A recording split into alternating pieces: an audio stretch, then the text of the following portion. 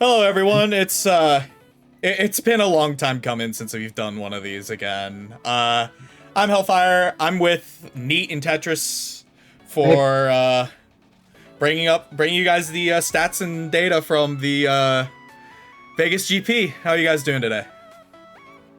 you mean how are we doing tonight? It's Today, like tonight. it's like past midnight EST, bro. What do you mean? This is my normal morning hours. I took a nice nap of 2.5 hours, and yeah, I'm still tired. Bro, Yo, kind of same. It's fine. still affected by jet lag, even though it's been what as a timer we're recording a week past. Dude, I think. jet lag is fake. Jet lag is fake. I just don't have a good sleeping schedule. I, I just, I'm time zone dipped. I was already West Coast. Let's go. Hey, man, must be nice. Hey, we're getting Anyway, time from diff. speaking of GP, before we actually start getting in the nitty gritty of fancy numbers and pretty pictures, how was your guys' GP anyways? Okay, I guess I'll go first here. I had a blast. I mentioned it in the head judge speech thingy that they had me do. But it wasn't something that I was expecting to ever do. And it was something that I definitely had a lot of fun. I've been playing this game for so long that, anything that Takara decides to throw our way is great for me. And meeting people in the community, a lot of people came up and said hi, and that was a really cool moment for me. So I am super looking forward to whatever we do next. Just happy to be here. I'm happy to be there.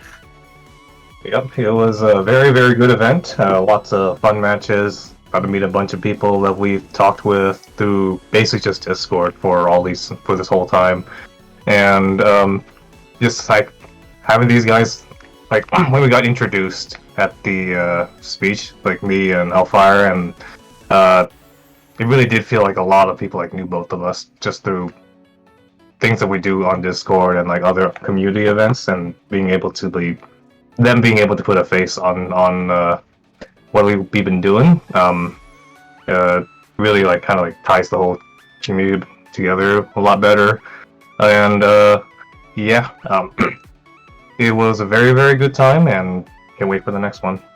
I 100% agree there. It's weird for me because like I go to a lot of card game events like outside of WiXoss, and going from tournaments to where everybody like knows each other on a first name basis, like actual like IRL names, like except like I think the only two people I knew there was Philip and Neat. Because I have met Neat before this event, but I can never remember his name, so it's really awkward on that sense. But like everybody's still using their online names. It's just a lot different of an experience to me. So like I know some people tried getting my attention, and I'm not used to responding to my screen name when I'm in public. But also for me, like all of the past events for Takaratomi, I've done commentary. So doing judge, like actually doing a judge thing for this one was a really good experience for my first event like ever judging. So I want to thank the community for making it like super easy, super streamlined, and not making it a pain in the ass like I've seen some events go for other games. But this is definitely I'm probably with you guys as well. Like the next one I would want to do this again. I would love to do this again. But I believe that wraps it up for our GP experience, so let's start getting straight into the data. Now, this image did surface before this recording, but this is the full rig representation for the entire event. We had 108 players. Tama, the only one leading the pack with double digits, 14 representation, followed by Deuce at 9, X and Arana tied at 8, Tamago at 6, Aya 5, Eldora, Madoka, Mel, Musica, Yuka following at 4. Then Carney, Guzuko, Pirluk, Rill, Urith at 3. An, Iona, Lila, Lion, Ray, Yuzuki, Umer at 2. And then finally we got Akido, Love It, Makina, Mama, Nova, Sangha, and Tawil at 1 representation each. So I know all those 1 of representations still walked out winners at the end of the day. That's 100% a fact.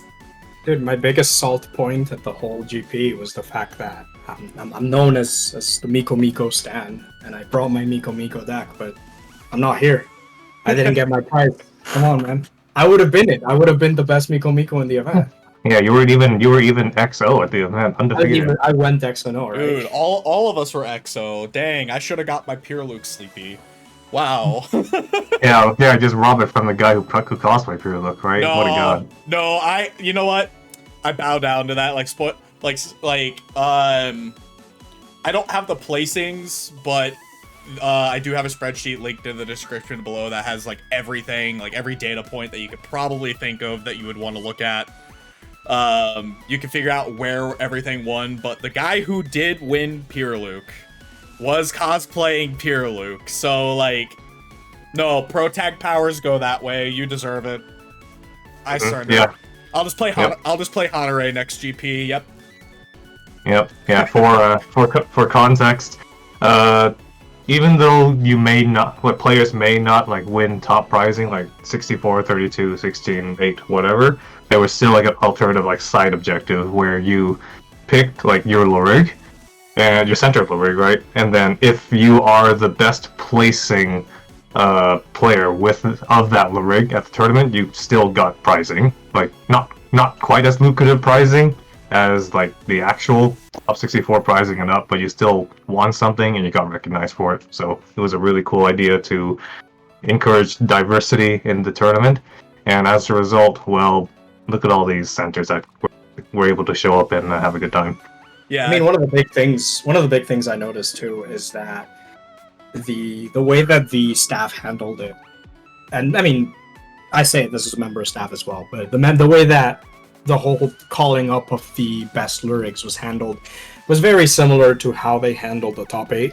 So, even if you're not getting that big accolade, even if you're not going on to the top cut, it did feel like an achievement for those players, I'm sure. And that is really cool. And in the end, this is, like in Japanese is the Gachibi Shoujo TCG. It's like the serious cute girl TCG. You wanna play the cute girls too. Right. So that's always great. Mm-hmm.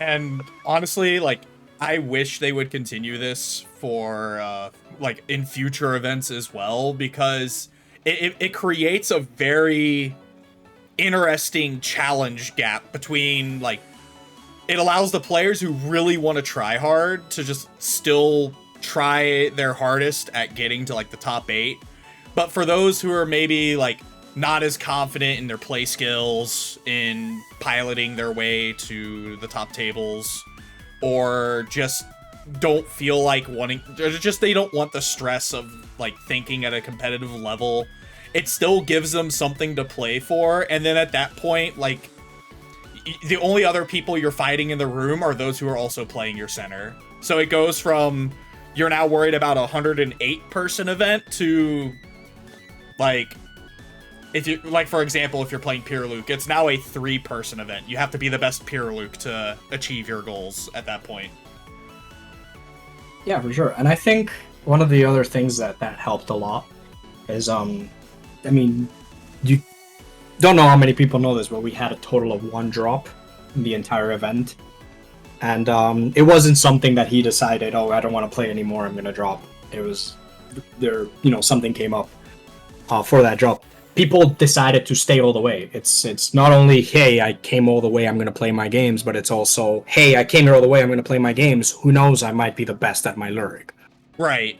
I think this was, like, out of anything I've been to, this was the most people I've seen stick around past round 2 and higher for an entire event. Because most card game events, a lot of times you'll see people, as soon as they get their second loss, they'll drop, because if in most Swiss formulas, the earlier you get your losses, the worse off you're probably going to be in standings. So if you go X2 by round 3, you almost have no shot making it into top 8.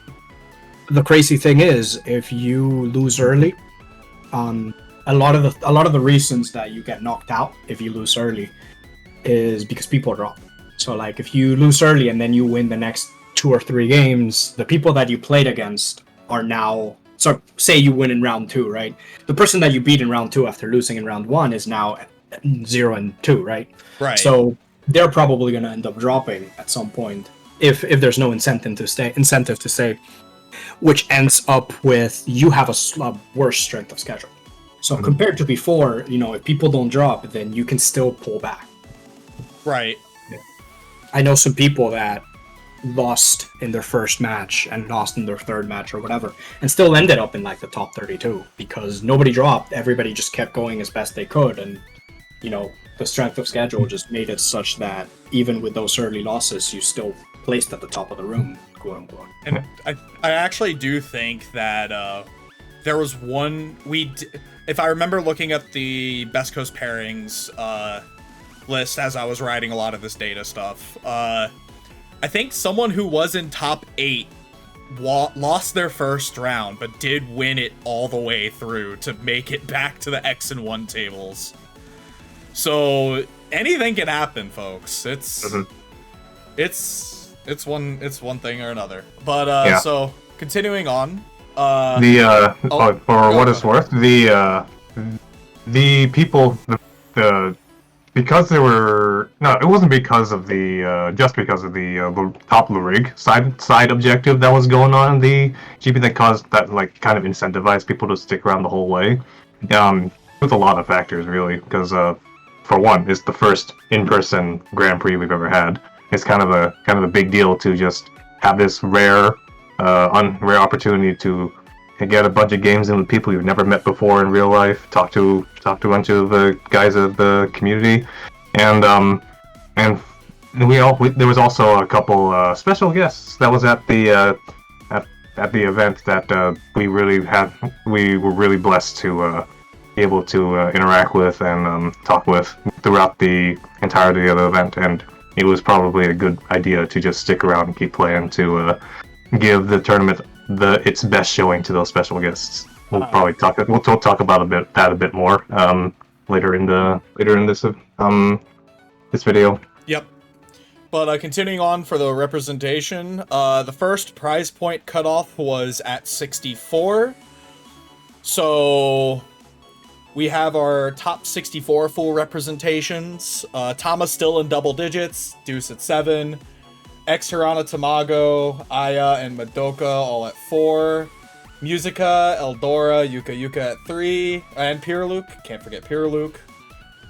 Carnival down to 2, Iona still at 2, Umaru at 2. And then we have Mel, Lion, Ray, Akino on Mama, Nova, and Tawil at 1. And Guzco at 1 as well. Yeah, I read those out of order, but I have these out of order. Yeah, I mean, I'm seeing some cool stuff. You see some of the ones made it to top 64. That's 100% conversion rate to top 64. That's crazy. Yep. And strong you decks. Yeah, but even in the over up in the top, you see some good conversion for Tama as well. I mean, losing 4 people in half of the population is not that bad when 4 people is a little less than a third, or a little more than a third. Yeah. So I mean, not bad, right? Yeah. Some of the numbers did stay on the topic of staying same. Madoka stayed the same. Pyroluke stayed the same between those rounds. So did Umar and Iona. So they didn't have any kind of loss going to the top 64. So just that alone is impressive in its own right too. Yeah. Having all those players with those specific lyrics stick around with top 64 just really kind of ups the intensity for who could be on top for their lyric, and and we still have a very, very diverse and varied set of lyrics here. As you can see in the picture here, there was still well more than half of the lyrics that participate still in the top 64. So even at this point, you can still face basically anyone and be surprised in what could come up. Yeah, I mean, I think there's some big surprises here too.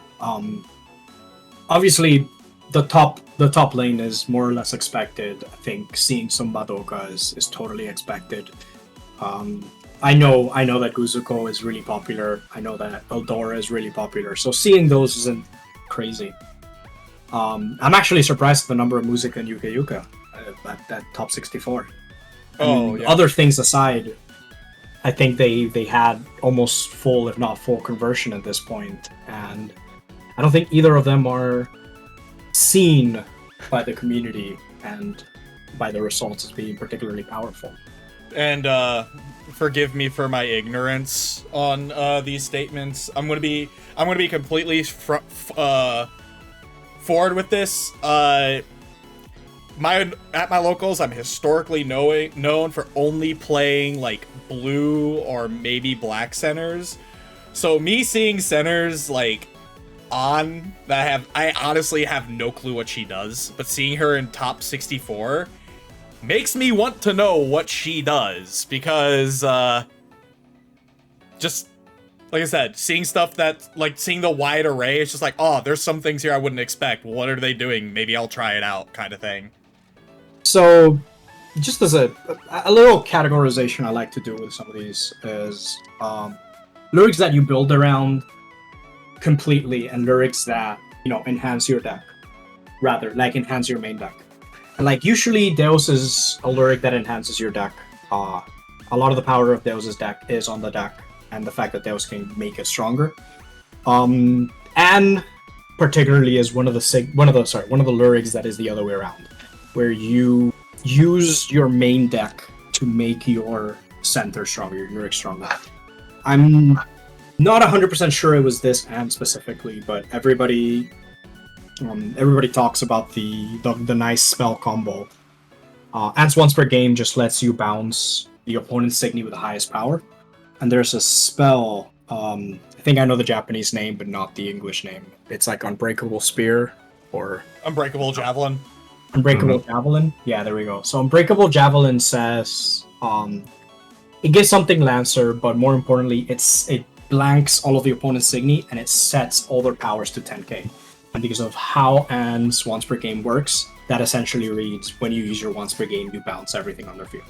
That is true. Is quite powerful. The only issue with Anne herself is that is pretty much the only text on her, as far as stuff is concerned. Her enter allows you to put cards from your hand to your enter zone. Other way around. The other way around.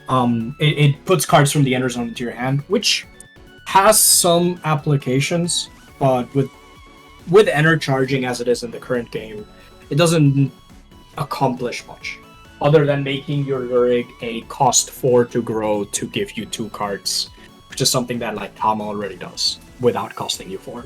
Yeah. And I think her other ability is a once per turn give a card in your enter multi-enter. Yeah, It is. Which again works well with Unbreakable Javelin, since that requires 1 white enter, but that is kind of all it does. So yeah, she's not regarded as a particularly powerful center. You have to build around her, and even after you build around her, the payoff is just slightly better than your average OPG. It's also worth noting that if you are going for the combo with Unbreakable Javelin, you are essentially turning a 0 cost OPG into a 1 card plus 3 enter OPG, which is going to be more expensive than anything else these other lyrics are going to be doing to get their things off, except I guess Ots once per game, which is 7 enter. So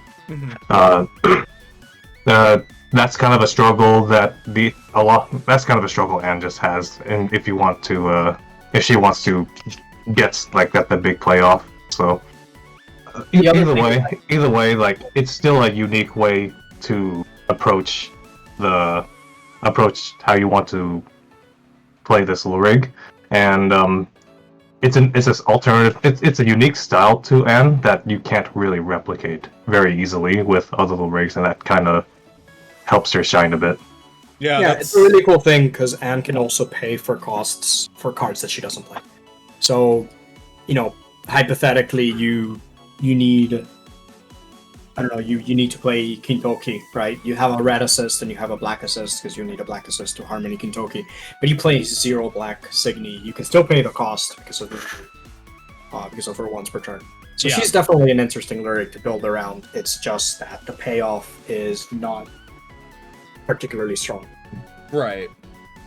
This is just one of many examples of these of unique rigs doing different things to diversify the gameplay a bit, and as a result, and unique qualities, was able to at least put her into top 64, maybe even higher. So good job to the AND player that made it. Yep, and speaking of going higher, we're going to go on to the top 32 representation. We still have Tama leading the pack at 7, as expected. Deuce down to 3, X down to 2, Hirana just completely out of the picture now. Tamago at 3, Aya at 2, Eldora at 1, Madoka at 3, Musica, Yuka, and Carnival at 1, Pure Luke still at 3, Umaru still at 2, and then followed with Mama, Nova, and Tawil at 1 respectively. Right. And once again, you see 100% conversions on Mama, Nova, and Tawil. That's always cool to see. These are people that definitely brought their favorite lyric out on the field. Either that, or they just know things that nobody else does. Because they're pulling through, right? Right. No, I remember the Mama player coming up to the judge table every round after she won and was just super excited about it. And it's nice to see this, actually. I'm sure it's a very, very good feeling to be able to find success at the highest level of play using a rig that you actually care about, rather than defaulting to whatever people think may be the best at the time. So, right. It's a really good accomplishment for those who committed and stuck with their favorites. Right, and Mama is also considered, I don't think Mama has ever had a place in the spotlight. You see, Will had, she had her time to shine in the very first set in set 0, and Nova was kind of the boogeyman of set 3, right? But Mama herself, she came out to little to no fanfare a while ago, and it's just, she exists. So, big props to, bringing her and making her perform as well as she did, right? Right, no, totally. And, correct me if I'm wrong, but Pure Luke so far has 100% conversion now? Yep, Pure Luke. So not a single Pure Luke player has dropped? Yeah, Pure Luke, Mama, Nova, Umaru, and Tawil are the only ones who have not had their numbers change between any of these slides. I mean, that's crazy. Pure Luke is, I wouldn't even call her the third pick for blue, right? Mm-hmm. Give me a good blue Lurig. I don't think she'd be the third. She may be the fourth. But the Pure Luke stands are bringing out the best of her, I guess. I'm gonna be biased. She would be a second pick for me because I actually prefer, at least personal preference, I prefer the second version of Umaru instead because of Hastalik. But Pure Luke would be an immediate second pick for me, just because I like the fact that I don't have to... For me, it's I like the fact that I at least can try to open a hole with Pure Luke, combo her in with some, black spells. And it's Right. Alright, cool, minus 7k something, I'm playing blue, I'm probably playing a ton of discard anyways. And then, her beginning of attack phase trigger just finishing the job off if I couldn't get enough of the black spells in hand. Fair. The players these Pure players probably have full confidence in their ability to maintain a good hand size while also limiting the opponent's hand size. Yeah. And as a result, it's what it comes down to is every turn Pure Luke is just gonna open one lane every turn, and potentially even more lanes because the opponent's probably not gonna have any guards in their hand. So it's gonna be a guaranteed 2 damage per turn. That Pure Luke doesn't really need to invest that much into. She just plays her game plan and that's what reached her results. Reached her results, and these pre-Pyro players, aside from their general favorability towards Pyro, they definitely thought that she's potentially much better than what people were giving her credit for because of those qualities she has that none of the other Blue rigs have with her. Yeah, I mean, one of the Pyrrhic players, not the cosplaying one, sadly. One of the Pyrrhic players is local to me, and one of the people I spar with a lot. And I mean, he has the deck down pat. It's a deck that he's very confident with. So it's definitely not just confidence in the deck you build, but also confidence in the deck you practice with. And that's something that shows up a lot when you're playing your favorite. This is my favorite deck, whether it's because it's my favorite Lurig by appearance, or my favorite Lurig by effects, or the Lurig that enables me to play the deck I want. Mm-hmm. So definitely, Pyrrhic here is something that those players are comfortable with, and that is worth a lot. Right. Yeah. Something I did just notice this top 32 is kind of unfortunate, but it is kind of the state of the metagame at this point, and probably for the foreseeable future as well. Well, no spoilers, but there's no longer any more. Well, there's only one green rig left in top 32, so green's showing has just been kind of underwhelming in the general metagame. So this is kind of reflecting those people's impressions of the color. Right, for sure. And even red isn't doing too nicely. I think you have a total of 4 red players in the top 32, when hypothetically even would be about 6 players per color. There's 3 in the top 32, but I get what you're saying. Well, there's 4. I'm counting 2X, 1 Carnival. Oh, that's what you mean. Never mind. Sorry. Total players. Yeah, total players. Yeah, 4. Total players 4. So we're seeing, we're also seeing a lack of black at 4 as well. Yeah, but a lot of blue. Yeah, a lot of blue and white. Yeah, Black's biggest strengths is generally in the support category rather than being in the front lines. It's really good at supporting the rest of your deck, but as a main color, it starts to falter a little bit. Right.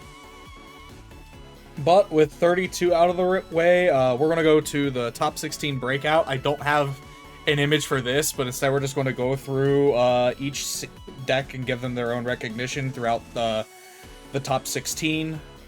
So coming in at 16th, we have a Musica deck using on Vogue 3 EX.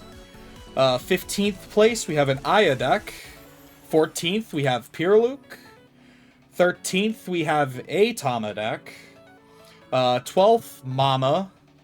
11th, Tamago Nonstop. Shared at 10th and 9th, Tama. Now, these 9th through 16th decks, they are in no particular order. Well, let me rephrase that. They are in order, but not at the time of final standings compared to when we go through the top 8 decks later. Those will be in order after the top cut matches were played out. Since those do change after the matches are played. Yep. Well, so now we see no more red here, but Mama's still going strong as a sole green contender here in the top 16. So colors are starting to get filtered out by the stronger decks in the format as centers. So it's just something to think about here for your potential meta analysis later. And here we're bleeding Thomas, right? Yep. Yeah. Here a lot of the big popular decks that are played are being bled out. The more skillful players of a deck, fight each other. The decks fight each other. You end up with the more skillful players of the deck. And I think this is the top Pyrrhic too. Yes, this is the top Pyrrhic. Right. So that one, we see the fall. We see the fall of the other two. The brave, the bold, the loyal. Yep. And I think this is also. This is also the top Musica, right? Yes, this is the top placing Musica as well. which, going back to decks, the whole thing about decks built around a lyric, I think Music is one of the big examples of that. You build your lyric deck and your main deck with the ability, with her once per game ability in mind. And it ends up with, you end up with very, very different deck builds than what you would build with any other lyric, right? Yeah. Because the thing with Musica's once per game, and please correct me if I am wrong here, her once per game didn't change between her first and second forms. Both of them still have the choose a diagram. Sorry, no. This time it's just straight assist. My bad. For the second form of Musica, you choose an assist, a level 2 assist lyric on your field that does not have attack phase timing or a growth cost of 0, and you return it to your lyric deck. And so you can grow into that level 2 assist again later on to basically to repeat the effects of that big level 2 assist, and also trigger Musica's other auto, which is when you grow a lyric, you give something -5. It's a huge tempo swing when you execute it, but because you still have to pay for the assist a second time when you grow into it, because you can't use 0 cost assist with this once per game. It's very expensive, but also potentially very, very rewarding depending on which assist you choose and when you decide to go in. It also has a cost. I think you have to pay. Yeah, it costs 1 enter. Yeah. So for 1 enter, you basically get to recycle your level 2, a level 2 assist that you would play in the main phase. So like Tetrus said, it's a big tempo swing. It usually either gives you a bunch of advantage, or it gives you holes, or it does both in some way.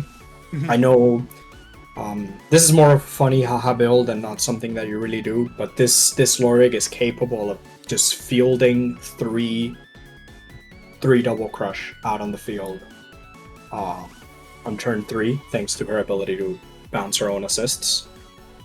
Not something you really practically want to do, but it is technically an OTK, right? Right. With Entwined Supremacy, you hit for 2 crush 1 during attack. Hypothetically, it could win you the game. Right. So there's a lot of things that people do, and I'm going to go out on a limb and I'm going to say that this is a lyric that the more assists they pump out, the better she gets, and we haven't seen her full potential. Oh, we still have God knows how many sets to where we could see more of her and what she can do. Even going into like maybe future, like we know what's coming out in the future. Most people have probably heard of Desona. Like there's probably stuff she can do at Desona as well. Yeah, as to kind of add on to that, it's not just the array of main phase assists that'll increase as time goes on. The overall quality of the main stuff to play in the main deck also increases, which also directly makes those main phase assists stronger, with the higher ceiling those main deck can achieve. So she's definitely a lyric that scales with the age of the game, and those kind of lyrics are always something to be aware of, like that. To just have to keep in the back of your mind whenever you pick your decks for the meta, or just considering what you think is going to be a good contender. Right. But that's it for the top for 9th through 16th. And now we're going to go on to the 1st through 8th, and these will be in order of how they finished after top cut. So 8th place we have Madoka Vogue EX. 7th place we have Atama. 6th place we have a Carnival. 5th place we have another Madoka. 4th place we have Nova, original Nova. 3rd place Tama, and shared in 2nd and 1st place Deuce, or Deus, however you're supposed to pronounce it. I say Deuce because Deuces. I don't want to play against this. Right. So off the bat, I think we see strong contenders. Easiest conclusion you can draw for this is Madoka, Tama, and Deus for sure. I'm not surprised. Right. And then, well, I mean, Nova 100% conversion to top 8. Oh, yep. Yep. Nova really meta? No, actually,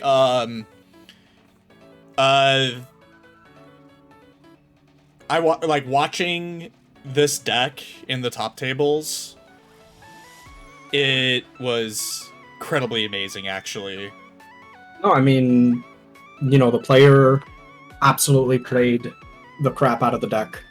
I have it on good information that she's a good player, and one of the points that I definitely want to bring out is, I mean, she's been topping the ornament ceremonies for as far as I remember. I'm not even on Nova, like back playing Nova, back in her own set, and back even before there, I recognize the name and I recognize the player at the top tables. Mm-hmm. So seeing that, I mean, I'm not surprised. And I also I've heard, here and there for the community, the person that helped the player build the deck is also a known player in their area for building decks, and I mean, clearly there's some magic there, right? Yeah, no, it like this is out of all the decks that made it in the top 8. Like as Uchu main all the way up until P05, this is the deck that I wanted to see win the most, just because it's just like, wow, somebody's playing on Team Uchu, and I've given up on it.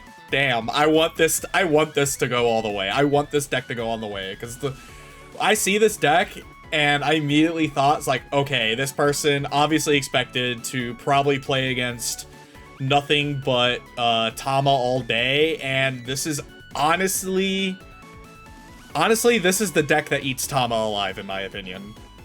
Well, it's not only a deck that deals very well with Tama, but it's also a deck that's tacked into a couple of other matchups. I mean, Esper in general is a deck type that usually wants to hit you for lyric attacks.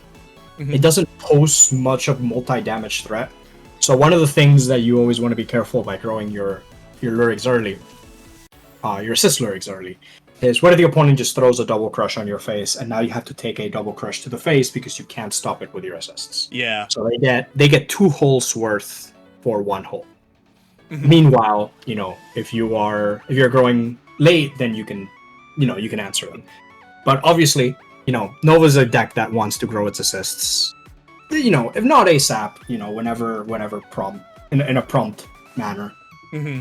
And into a field that has basically no red, and it has basically no funny ways of attacking more than the 3 times that you attack normally. I mean, walling up is just a good idea.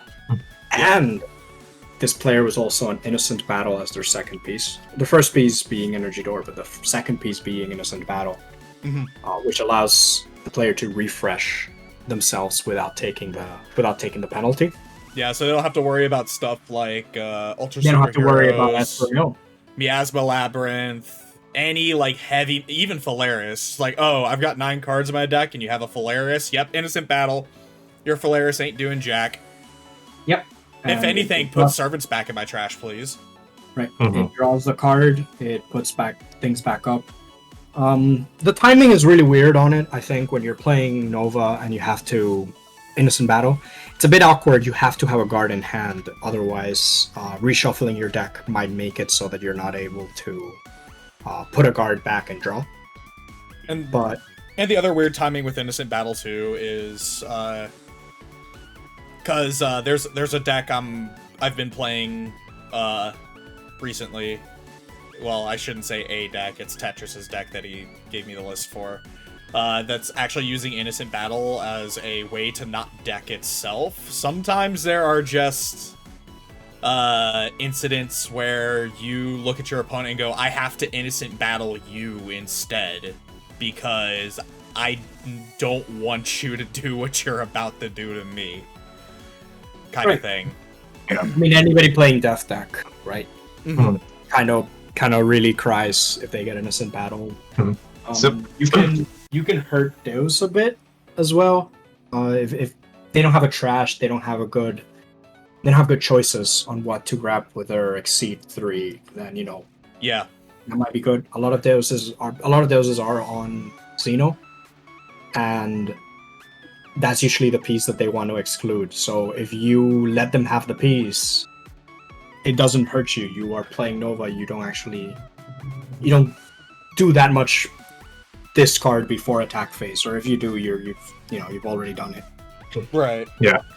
I said this to the player who played Nova, and I was saying that whoever gave her the idea to play Innocent Battle, they're very, very ahead of the game because, well, again, this is into spoiler territory for future sets because we're behind the Japanese version of the game, of course. But the Innocent Battle becomes a very, very strong contender for like a staple piece in like the coming metagames and deck builds that are going to come up for the next couple sets. So, getting used to the qualities of Innocent Battle now will only help her understand like why this piece is so good even further for the future. It's a really underrated piece right now, and it's worth respecting, especially with how prevalent milling the opponent's deck is, or managing the opponent's like options and trashes for black decks. So it's a very, very good piece, and just something to be always have in your arsenal of like good pieces to potentially play for your deck building. And speaking of like unique choices of deck building, we got our single Carnival list here to talk about as well. It's a very unique take on Carnival's qualities, and it's another, like, generally speaking, Carnival is like a little rig that you want to play to support your main deck, but here it's kind of like this list actually kind of goes both ways. It supports both the main deck, while the main deck also supports her in a very cool manner that I haven't seen in lists that opted for her as the main center. So the biggest tech that I can think you're talking about, and it's something that blew my mind. Everyone's minds, right? Mm-hmm. Yeah, so Alos Pyrluke Memoria, not Apex Memoria, Alos Pyrluke, has a once per turn when you discard a Signy during your main phase, you can put it onto the field in any slot. Carnival's once per turn is discard a card from hand to have the effects of rapid accumulation. If you don't know what rapid accumulation is, it was, I think, I want to say set 4. It's probably a different set, but set 4 is the first one that pops to mind because it was the first set that gave me a headache in sorting because imaginary card that originally wasn't supposed to be there because it was a promo in Japanese. But both of the effects read, when the rig attacks, choose one of the following. Draw 1, enter charge 1, or trash a Signy on your opponent's field. So when you combo that in with when you combo Alos Pyrluke in with Carnival's once per turn, you basically is like, oh, I'm going to play this Signy anyways. I'm just going to discard it to Carnival's effect and then be able to play it. Additionally, you get a minus 2k in freeze. You can also get some funny effects with like Guzuko Memoria to where you can get minus 2k and freeze and a minus 3k. Because the Guzuko Memoria also has effect when it sees a Signy, any Signy, enter from trash to field, give minus 3k to something, so... Not to mention that Alos also has a way to spend Carnival's 5 coins. Pay 2 coins to discard a card from the opponent's hand is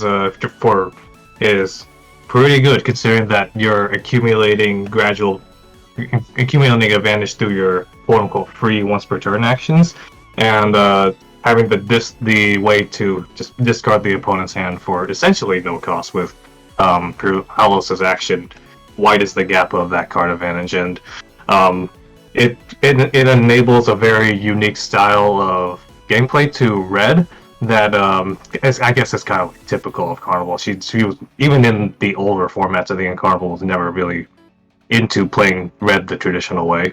So it's kind of flavorful, mechanically flavorful in that sense. It's really neat to see. Yeah, and the fact that one of the cool things about her OPT, right, is now, because of Atlas, it's now a plus. So we're already in good territory. Mm-hmm. So just the ability to say I am going to +1 in whatever I need the most and I am going to decide that at the end of the turn. You know, sometimes, most of the times you want to do it during main phase. But if you're going to do it during...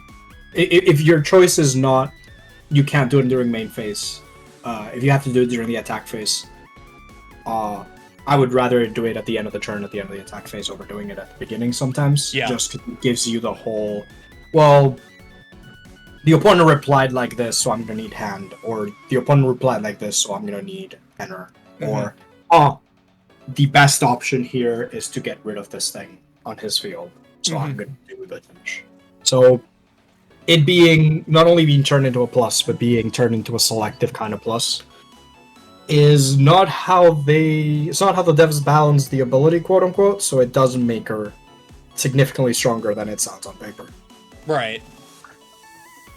And I need to look through the spreadsheet again, but I'm pretty sure like there was another piece in here. It makes sense in the deck, but I'm still kind of surprised to see it in the deck too. Is our first place Deuce deck was on Garden of Singularity. Right. And like it doesn't, I don't know why it doesn't strike me as a piece that would be in the Deuce deck for some reason. Like they obviously, if they're playing the Adams build, which this build was, they're going to have hand out the wazoo anyways, because they'll have like the H2s, enter effects to draw, H2Os to either draw or discard. Most of their bursts all draw as well. GA is a draw too. There's another one in there I'm forgetting. Oh yeah, H2O is also like a draw, and then you can put something on the field, which, depending on what you put on the field, could generate more draw. This OPG also gives you 3 in hand. If you're just gonna use that OPG for a guard, which can come up, I guess. Yeah, believe it or not, that's not an uncommon choice. I think back and around this format and in the formats following it, we saw a lot of Guarding of Singularity. It is a card that you mostly use in decks like this that can, you know, give you pluses in hand. You keep stuff in. It does what it needs to do. It does what it says on the tin. And importantly, I think this is what this player particularly was going for. He can afford it, and it decreases the influence of random draw. Right. So rather than being unable to draw because, oh no, I just didn't draw a guard. I mean, it turns, if you get discarded to 0 cards in hand, and the opponent doesn't have discard during the attack phase, Xenocluster is now a guard, no matter what you draw. Yep. So that's relatively big, considering that's his other piece, I believe. Yeah, his other piece is Xeno. Yeah, and Garden of Singularity. I mean, it turns all your bursts that draw. So H2O, GA, anything that draws, it turns it into another guard. Yeah. Garden of Singularity is just, in general, very, if you can support it, plays really well into many of the top decks that people were preparing for. In this metagame, we have Tama, who attacks with Lyric twice, so the ability to just essentially guard the guard whenever without needing the servant in hand is really valuable there. Let's see. Where's the infamous Dash Hirana deck, which has it also does multiple Lyric swings on its big turn, so being able to like prep a bunch of cards in hand to counteract both the Miko assist that discards a card from their hand, and to counteract the multiple Lyric swings and the Hirana once per game. The Miko is a bottom deck, but it's the same effect. Well, in terms of sense, yeah. Well, the Miko effect is to also has an additional cost to discard 3 and look the opponent's hand and discard 1. It has 2 effects. So it's Garden of Singularity is very, very well suited to the Dash Hirana matchup as well.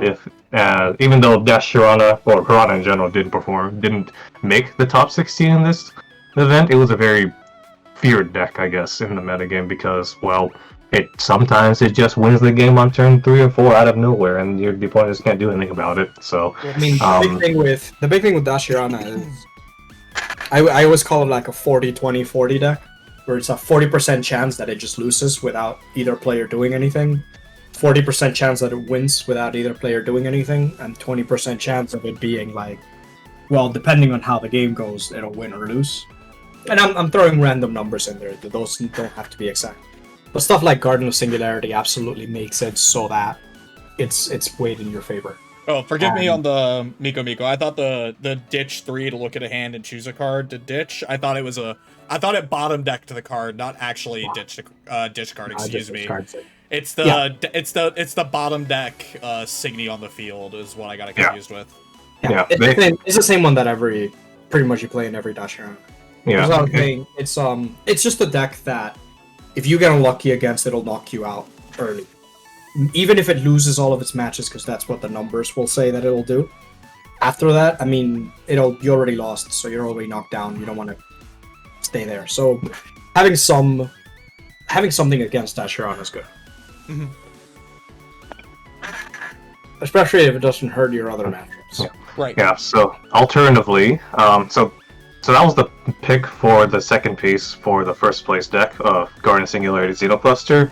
The second list, the second Deus Adams list, actually opted for a much more aggressive approach to their list. They were using Death Deck and Xenocluster instead of Garden Singularity, which opted for a much more proactive type of playstyle with the big effects that Death Deck offers on the offense, increasing Deus's damage ceiling with the 10 mil, and being able to grab back 2 Black Signy because Deus herself is a Black Center, to give an alternative like boss field or boss end field with that doesn't need H2Os, because usually when you play Deus Adams, H2O is your go-to boss Signy or big win condition Signy.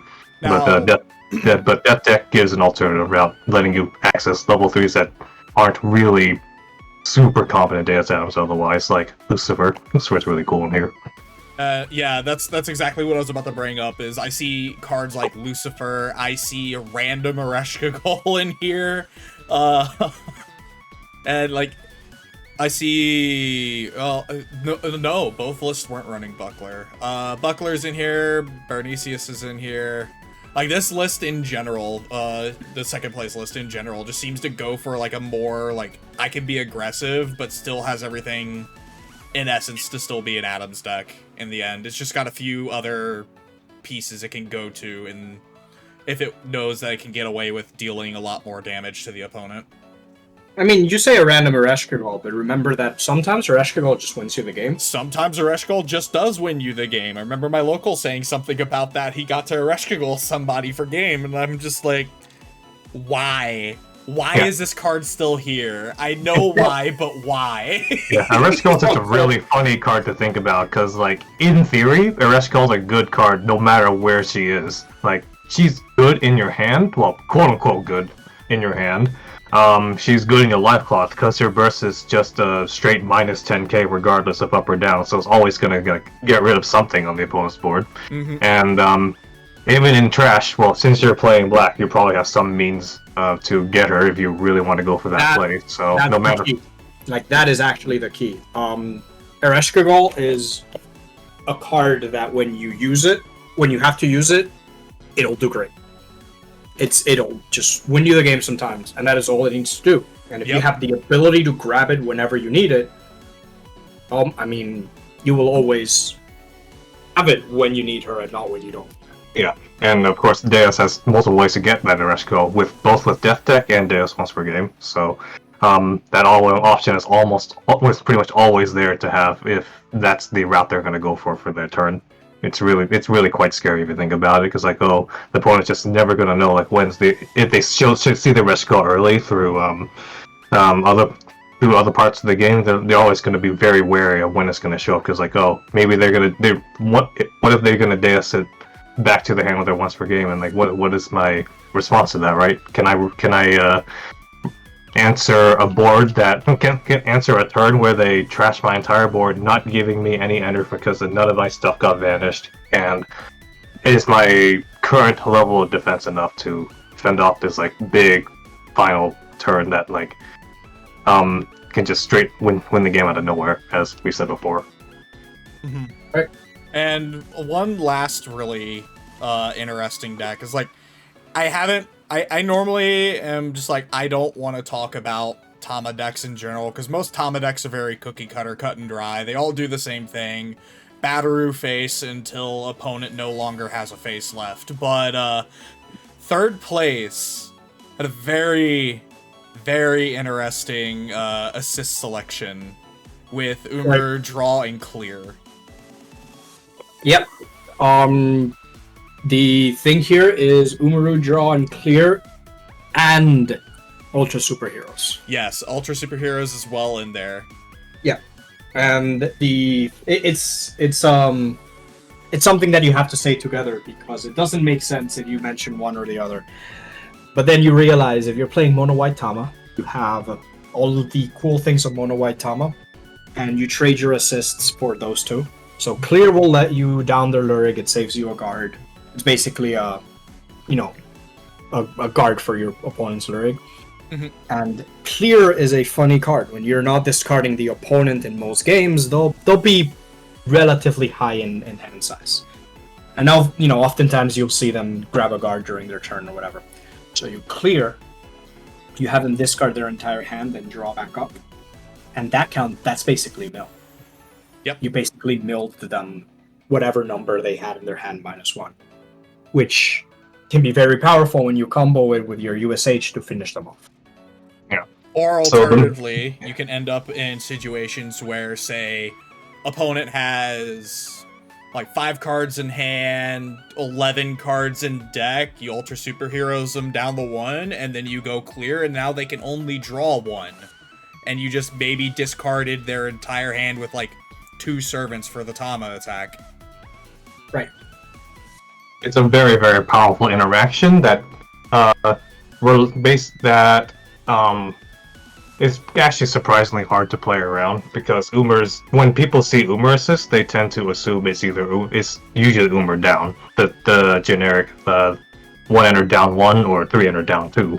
That's the one from the starter deck. But instead, they run into the Umer Clear instead, and now suddenly, whoa, where did my hand go, and where did my Lyric attack go? And that kind of like instantly opens up the opportunity to Protama to get 2 Lyric swings in uncontested, and that surprise factor really, really paid off, and in landing him the top 3 placing and the best Tama of the tournament. Yep.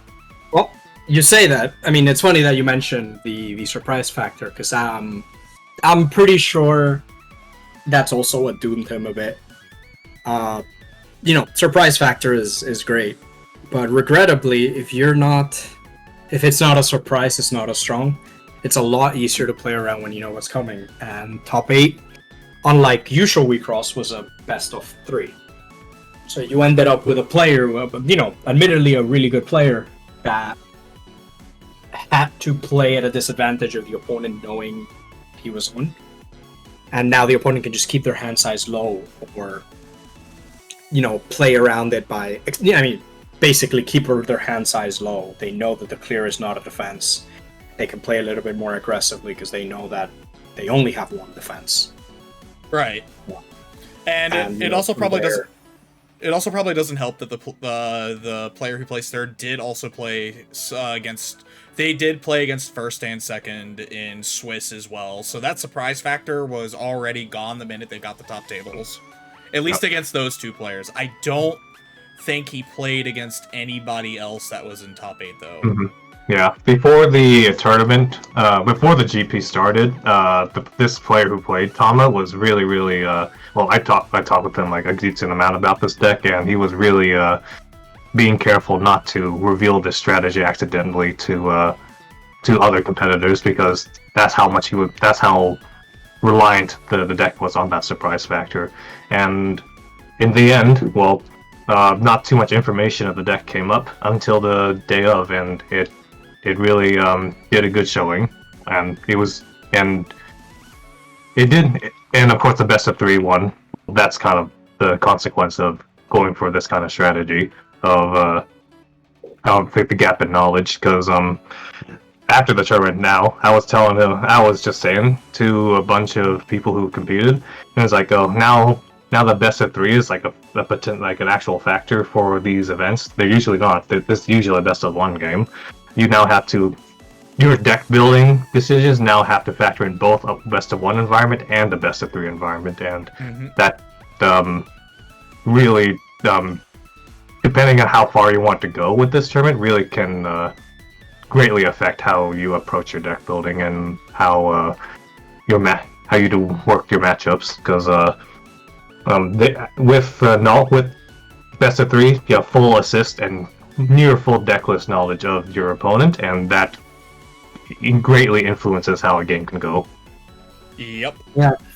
It's kind of a tough one, I think, for tournament organizing going forward, because on one hand, the best of three format, and I asked a few of the top eights what they thought about it, and on one hand, the best of three format really does ask you, it really does test your skill, even knowing what the opponent has. Your skill is tested because you're like, I know what they have. How do I play around it? And the opponent knows what I have. How do I make sure they can't play around it? So there's that element of skill. But at the same time, WiXoss is not a game you play with a sideboard. You can't side in and out of things. You end up at a big disadvantage in some cases compared to the opponent. And it's not like a lot of other best of three games where sometimes in some games, this is kind of a big thing in Yu-Gi-Oh! But it's also a thing in a lot of other best of three games, where you see that the opponent has a very powerful turn one that you probably can't stop, and you surrender preemptively. You know that you will be able to go first next, you will be able to build a board or something, and they have no idea what you're on, but you know what they're on. So you can side into them and they can't side into you, kind of thing. WiXoss is not like that. There's no siding. There's no, particular blowout cards like that. So the way it works is a bit different, and that has kind of come to light with how the top 8 went here. Also adding on to that factor as well, in WiXoss, even if you don't do anything before you scoop, you still have to open your 3 lyrics, and that can be just potentially be enough information for the opponent to understand what you're doing anyway. So the attempt to just surrender early to hide your own deck doesn't work nearly as well here. Yeah, because with every assist, there are generally ones that are well known of nobody in their right mind is going to run this, because the effect has no payoff. The effect has no payoff, or it's just not good in a competitive environment. Sure, for free play, haha, funny games, you get it off once, it's cute, and then you never do it again, because now it's just oh, why would I let you do this again, kind of thing. Because a lot of these super high payoff, super high high cost, high insanity rigs also can just put you out of the game just by using them in its own end, and nobody's going to risk that at all. Yeah, it's just a matter of differences within the game and things that can be done safely and things that cannot be done safely. So, I don't think the game really supports the use of a side deck that you switch out a deck after a game. So I'm not sure what the future holds for the idea of a best of 3 at top 8. But it was interesting to try for sure, and I think the players had a pretty fresh look at the game afterwards. Mm-hmm.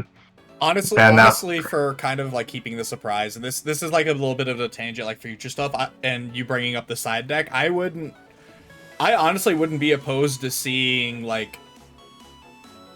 WiXoss becoming a 2-deck format kind of thing.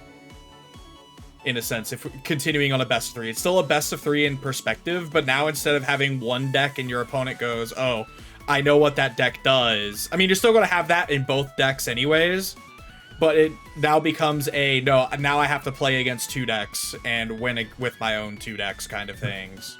Yeah, it's a very similar format to how online card games do, like Hearthstone and Shadowverse. and Shadowverse. Yeah, they both do multiple decks instead of like a deck and sideboard for their best of 3, best of 5 formats. It's a interesting take on the competitive format, but if WiXoss continues to be like that kind of experimental moving forward for our English Grand Prix, we do have another one coming up.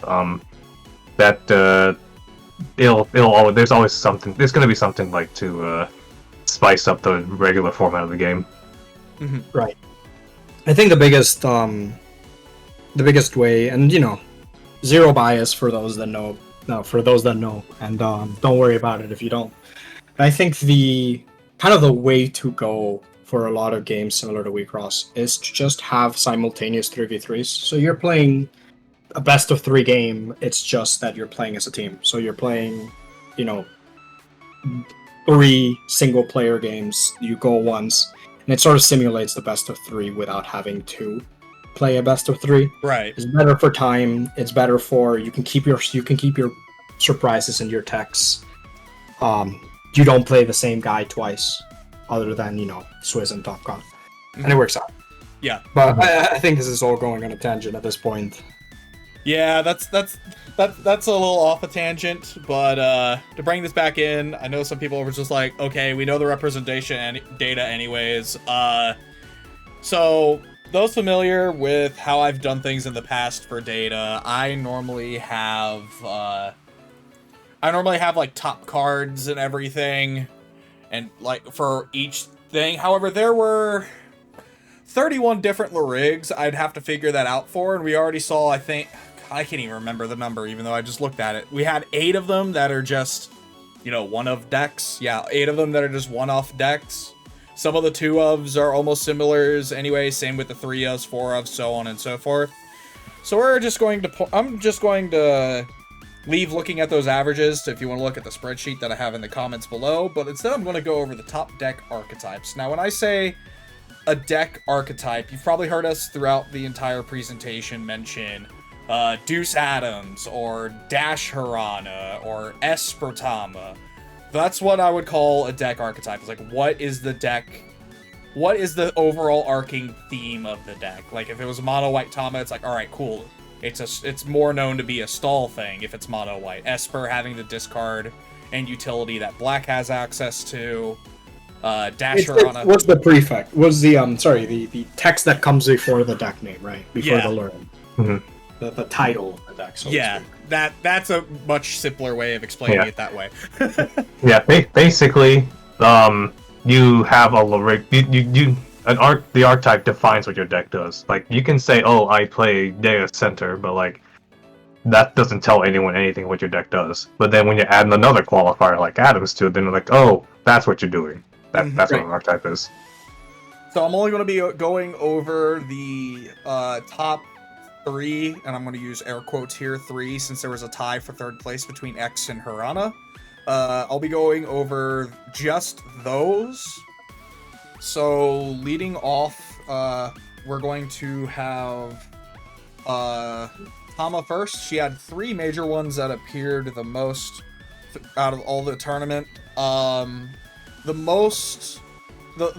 one archetype that appeared the most is mono white at 8.5 decks. I'll explain the half in a minute. Second off, we have Esper, which is white, blue, and black for those who are not familiar with MTG terms, at 4.5 decks. Once again, I'll explain the half in a minute.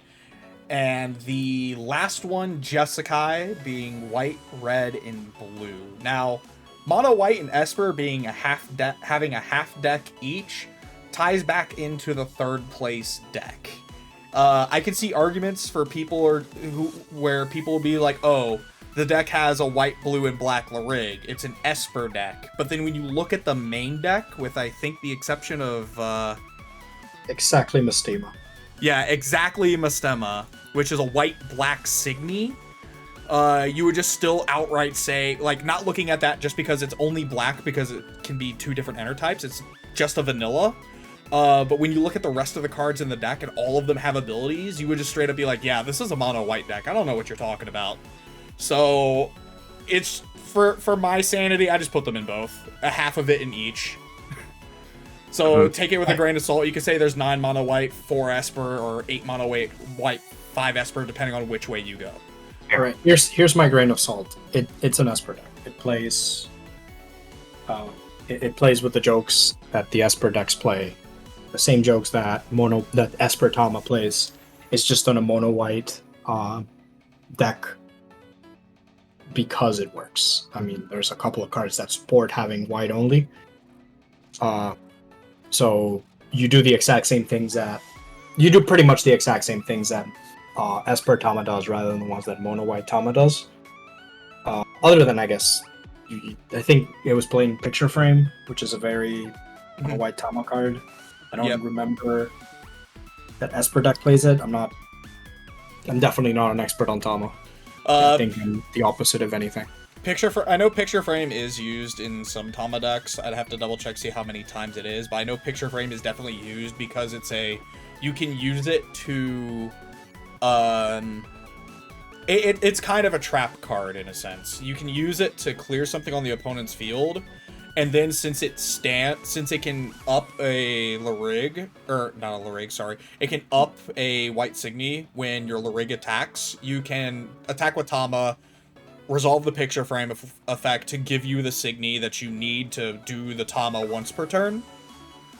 Right. So it's kind of like a bait of, alright, cool, I have 2 Picture Frames out in open holes, and I'm still going to have 2 Larig attacks anyways if my opponent downs them, kind of thing. Yeah, no, I mean, it's definitely a card that I'm seeing. I just pulled up the list. It's a card that's there. It's playing Over Pursuit. It's playing Exia. It's playing a lot of the mono white payoffs. But it is, I think ultimately it's playing, rather than playing, what's the name of the card? The one Luvdabi. Yeah, I don't think it's playing Luvdabi. Yeah, it can't afford Luvdabi because Luvdabi needs to see multiple white Larigs to be really good. Yeah, so because of that, you have flash cards. Flash card makes a whole Picture Frame for the extra attacks. Orochimaru for the holes. It's basically just an Esper deck in that it wants to mill the opponent and it does some hand BS.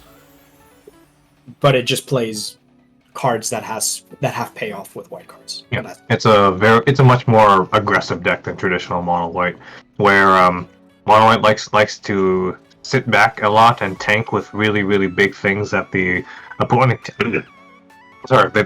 can't answer easily. Esper instead just goes in, opens holes every turn, and then if the Signy damage plan doesn't work out, the Tama plan is to back up, rather than mono white where the Tama double swing is the main game plan. That's the main distinction. Yeah, pretty much. And I know on my end this might be the magic boomer in me. Whatever, like I don't look at I treat the Larig deck as kind of looking at like a sideboard in a sense, even though like it's not a sideboard. So basically whatever's in the main deck defines like if it's mono white or whatever, it's just built in a different way than what mono white would like kind of be in a sense. So I would still like call it mono white, but I definitely do agree with the arguments. Like you would also more so see it as Esper. Yeah. Either way, regardless of the distinction in playstyle, mono white is still like a very popular deck. Regardless, it's like kind of like the default pick for how people want to play Tama. Like when you introduce Tama to like to players who want to play the deck, they're like, oh, mono white's like kind of like the go-to to like learn how the ins and outs of it. Or Esper is just like it all. Esper is a little bit lower profile than it, but because of the interactions between the 3 colors of the, it lended to a strategy that is still very, very potent and pretty much saw more success overall than the mono white version because of the new lines of play that the deck has over mono white, despite being less popular. I guess it's a little harder to play too, but I wouldn't know. Mono white is like relatively easy to play. Mm-hmm. Once you get the basics down for it, you don't have to like worry too much. Like with a lot of decks, you have to worry about how you defend and where you defend, but you only have one level to defend. Yeah. In classic mono white, or how you're gonna open holes, but then you have the free open holes in your piece and your assists. So mono white is, it's a deck that definitely does have its ceiling, but the skill floor is not. There's a reason it gets recommended a lot for newer players. Because I will say in a sense, so if we do full on count this as a Esper deck, all but one Esper Tama deck made it into top 16. Yeah.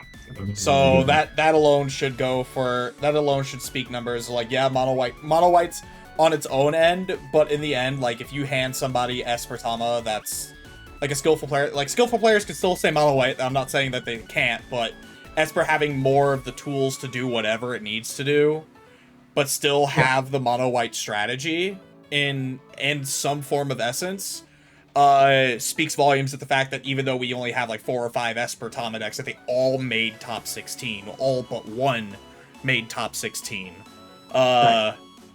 Just speaks numbers in the strength of deck alone. Yeah. Let's look at this Jeskai list for a bit, just because it's the one deck there. You can't ignore it, right? Still a Tama deck. And it is... I gotta remember which Hanayo assist I used. Excuse me, I'm pretty sure it's Sakura. The image there looks like pomegranate. That should be... It's Sakura. Or pomegranate. No, it's one of the Sakura two. is a level 1, so... Okay, it's pomegranate. Yeah, so it's the only other Tama that is on draw clear, actually. Because there were 2 Tama decks that were on draw clear for Umaru. But this one, instead of playing black as its second assist, it's using red, and its pieces are Song of WiXoss and Peeping Future. Right, and it seems like the only red Signy in the entire deck, the only red card other than Hanayo's, is Lancelot. Wait, Procyon? Is Procyon? Procyon is white blue. It's white, right? It's white blue. It's white blue. Yeah, Lancelot is the only red card in here. Yeah. And then just the white blue to play what exactly? There's Heket and Procyon. Probably having a little bit of blue for the fact that I believe I'm gonna double check this. Okay, clear, so you don't need blue. Yeah, you don't need that. And pomegranate. Pomegranate doesn't have a red cost either. Yeah, so there isn't really any need for any of the blue or any of the. Heket to draw with some of WiXoss, I got. There, yeah. Or to draw with Umaru to draw. Set up at least 3 of your draws or 1 of your draws or whatever. Yeah. Just has an interesting color combination. I guess the idea is you combine the quick damage that red provides with Lancelot's and the hole removing for the Hanayo assist, and the setup and draw assist from Heket to make it a much more consistent package. And what was the other piece other than Song of WiXoss again? Peeping Future. Peeping Future. So it I guess it wants to do the Tama double swing for the main line of play, but it's more of like a faster tempo-y kind of strategy from what it sounds like. Is to go fast yourself while trying to keep the opponent at a smaller pace than you are. Right. Well, the big thing here is Tama can do damage it is very hard to use your assists to interact with Tama. So the joke here is you would just have a pretty quick early game, I'm guessing. You have a quick early game, you bring them down to 3 or so life cloth, if possible. You bring them down to a little more, and then you just, punch face with Tama. Yep. Okay. Yeah, so I guess that's where the blue comes in, because Peeping Future costs 1 blue. So there you go. Yep. Oh, sure. Yeah, I almost forgot about that. Funny enough. Yeah, interesting take. But Tama is a very versatile center, so all sorts of color combinations and archetypes can come from it. So it's good to see that people are still experimenting with her, even after the established Mono White and Esper build is having so much success. It's real. It's really fresh to see stuff like that. So I believe that's it we have for Tama. So we're gonna move on to Deus for her deck archetypes. So we've only got 2 overarching ones here. The biggest one being, to no one's surprise, actually, Atoms. 8 of the decks being on Atom builds, and there was 1 on Team Deus. Okay. So, I mean, anything that could be said about Atoms probably has been said before. Yeah. H2O is a big girl. Atoms package can make holes, can draw cards, can discard cards. If you have the necessary 2 colors, it's probably one of the best packages in the game. Mm-hmm. Combined with Deus being able to salvage as much as she can, and combined with her soul abilities, unlike X and unlike Machina, both of her soul abilities banish. So now your H2O is not only a +1 or -1 to the opponent, but it also banishes a thing on attack. So anything on attack is ridiculously strong. Yeah, the synergy between the Atom package and Deus's kit is kind of insane. It's almost like they were made for each other. Because of that, that synergy between the two, goes to show how strong Atoms is as a deck, and as a result, first and second place were on Deus Atoms. Right. That's not to say that the on-team Deus team deck isn't unpopular. It's definitely less common, the on-team strategy with using X and Machina assists, but it is a recognized deck with a unique spin on how it approaches the red and black strategy. Right. So something that I do want to mention is, I wonder, maybe this is just me, but there's a card that was in the top decks that I think I didn't see in any other deck. What is it? So player, I'm looking through the list as I say this, right? Yeah. I think only. So I think only the top 2 players, top 2 players and 1 other on Deus were on Helium, natural element. Oh, I remember Helium. I remember seeing that play. Oh. Yeah, I'm seeing 5 results on the sheet, and I see that, what is it? Player 67 is on Helium, then player 2 and I'll find it, and player 1 are on Helium. Yeah, that should be it.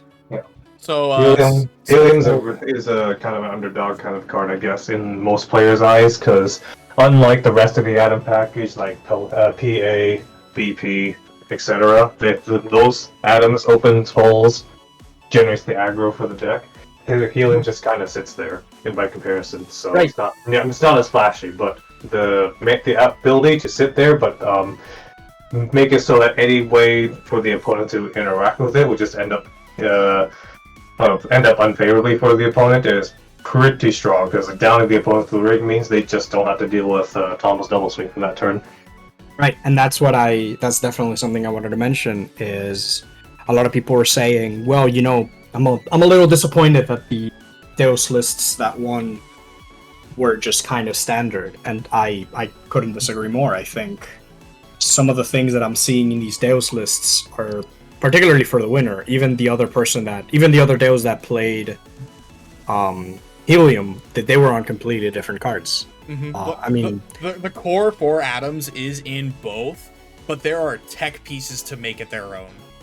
Yeah, just talking about Helium here, a lot of the decks that are in the format right now, they will be banishing things. There will be, and it doesn't matter. I think Helium doesn't care how it's banished, or does it? Yeah, it's just outside of combat. Mm-hmm. As long as it's outside of combat, right? So if it's banished by me minus, it's gonna down your lyric if it's banished, and that is another big thing that decreases the amount of variance in games.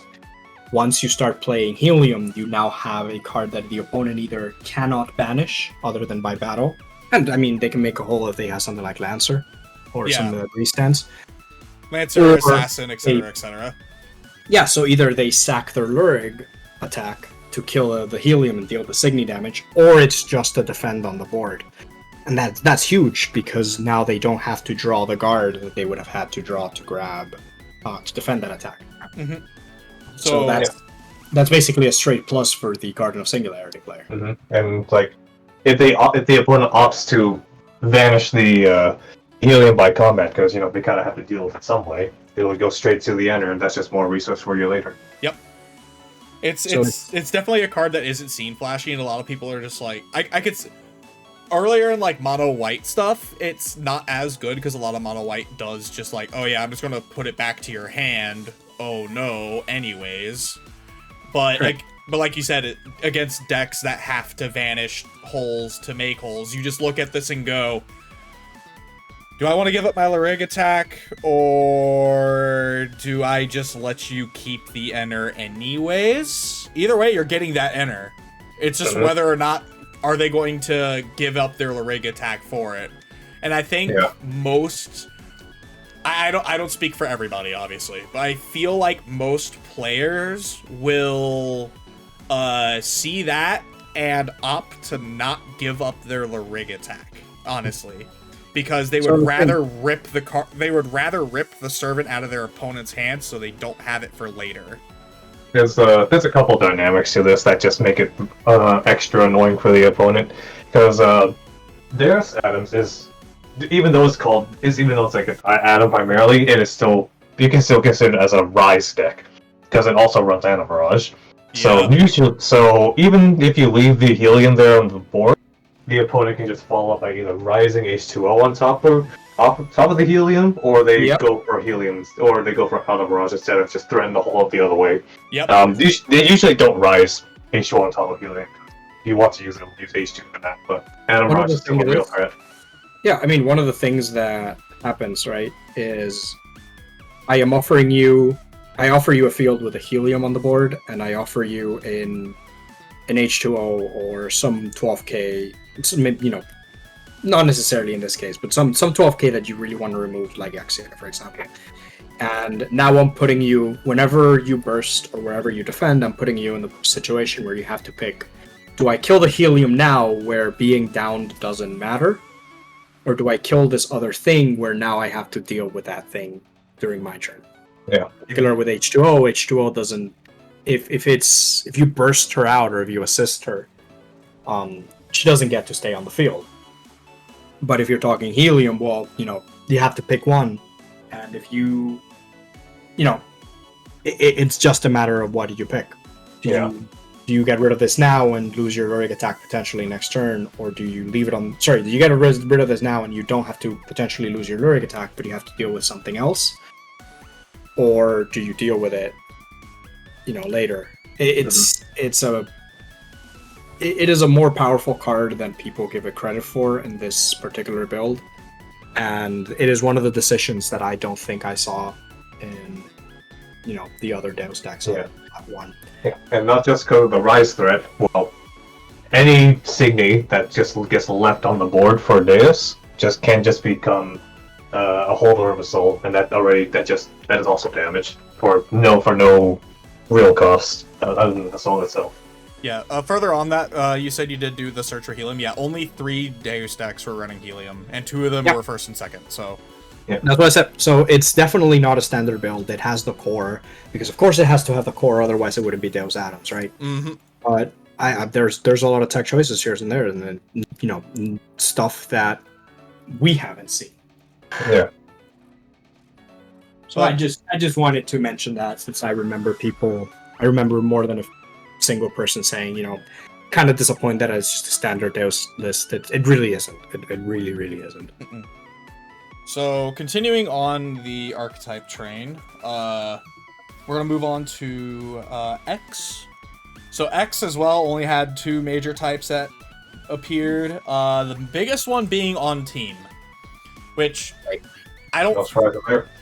Which I would say that I don't like seeing X off team would be weird, but honestly, seeing this list that is off team, I could see why. The other X archetype that I saw was Jules. Right. So I'm the local Jewel player. I'm the big Hanayo stan. And I played Jewel Ray for the longest time. You can call the deck Jewels. It's if built properly, I think it's only about 50% Jewels. It's more a funny deck than a very functional one. I think out of all of the like tribal decks that you can build, Jewels is not the strongest one, but it does have more than a few synergies with X, which is what I assume you mean. One of the most like played Jewels is Diabride. Another one is Alexandrite. And both of those synergize well with X. X can give Assassin to a thing. I think she can give Assassin to 2 things. Alexandrite gives it to the third. And gives it to herself, being the third. So you can put a whole field of Assassin for very, very little cost. And that has some value. The other thing that X does, Enter Burn. And surprise, surprise, that's what a few of the Jewels do. Diabride being the primary one. I'm not a huge fan of Diabride herself. I think, come into play, discard 1, look at top 2 to draw 1 is just an okay effect. It's a lot better in red than it is in other colors, because red doesn't have that much main face filter, I think. It's a lot of it is back face filter. Right. So that has some value. And, I mean, you chose Indigo Light, which is one of my favorite Jewels exactly because of the art and not because of anything she does, because she doesn't do anything. I mean, I honestly picked it for the art as well. Also because it's a recent P09 card, so just seemed fitting.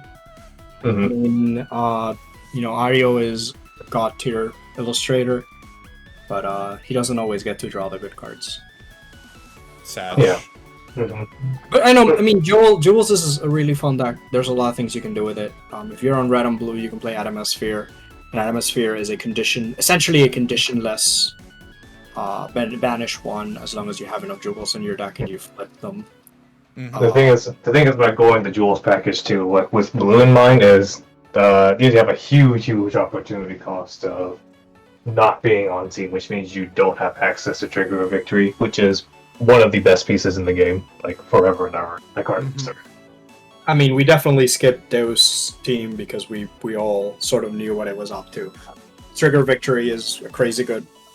I mean, it's just a crazy good team piece. It's probably the best team piece. The only 2 that compare are Glory Grow and what was it, World Reverse? Yeah. Just because Glory Grow itself, Glory Grow has the diminishing return of you have to attack with your Druid to get it. But it does give you a double crush, which is tiny little bit better than crushing during main phase for 1 enter. Since it guarantees the crush because of no guarding. But Trigger Victory is stacked, right? It doesn't only just crush 1, it also grabs you a thing after you've seen what the crush is. And that's pretty cool. And X is generally a deck that plays with low hand, so that's the trigger getting back 1 card means that you have your 2 for your draw phase, and you have the third 2 from Trigger Victory to get the ideal field you want for that one big push for game. It's kind of why it's called Trigger Victory, right? Yep. Right. And the big thing too with X is that, I mean, it's no secret that Machina is one of the best assists in the game. And Deus is right behind in the black ones. I think Deus sees the most play after all the black assists after Machina. Maybe, maybe Nanashi over Deus, but I mean, she's still really up there. So you have 2 of the best black assists in the game. Probably access to Death Deck or whatever, or Xeno Cluster if you'd rather, and Trigger a Victory. I mean, what's there not to love?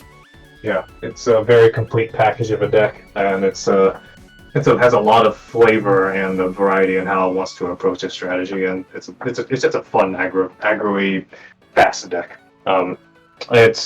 if you want something that has that kind of dynamic to it, even that just there's a little bit more than just like turn things sideways, beat face.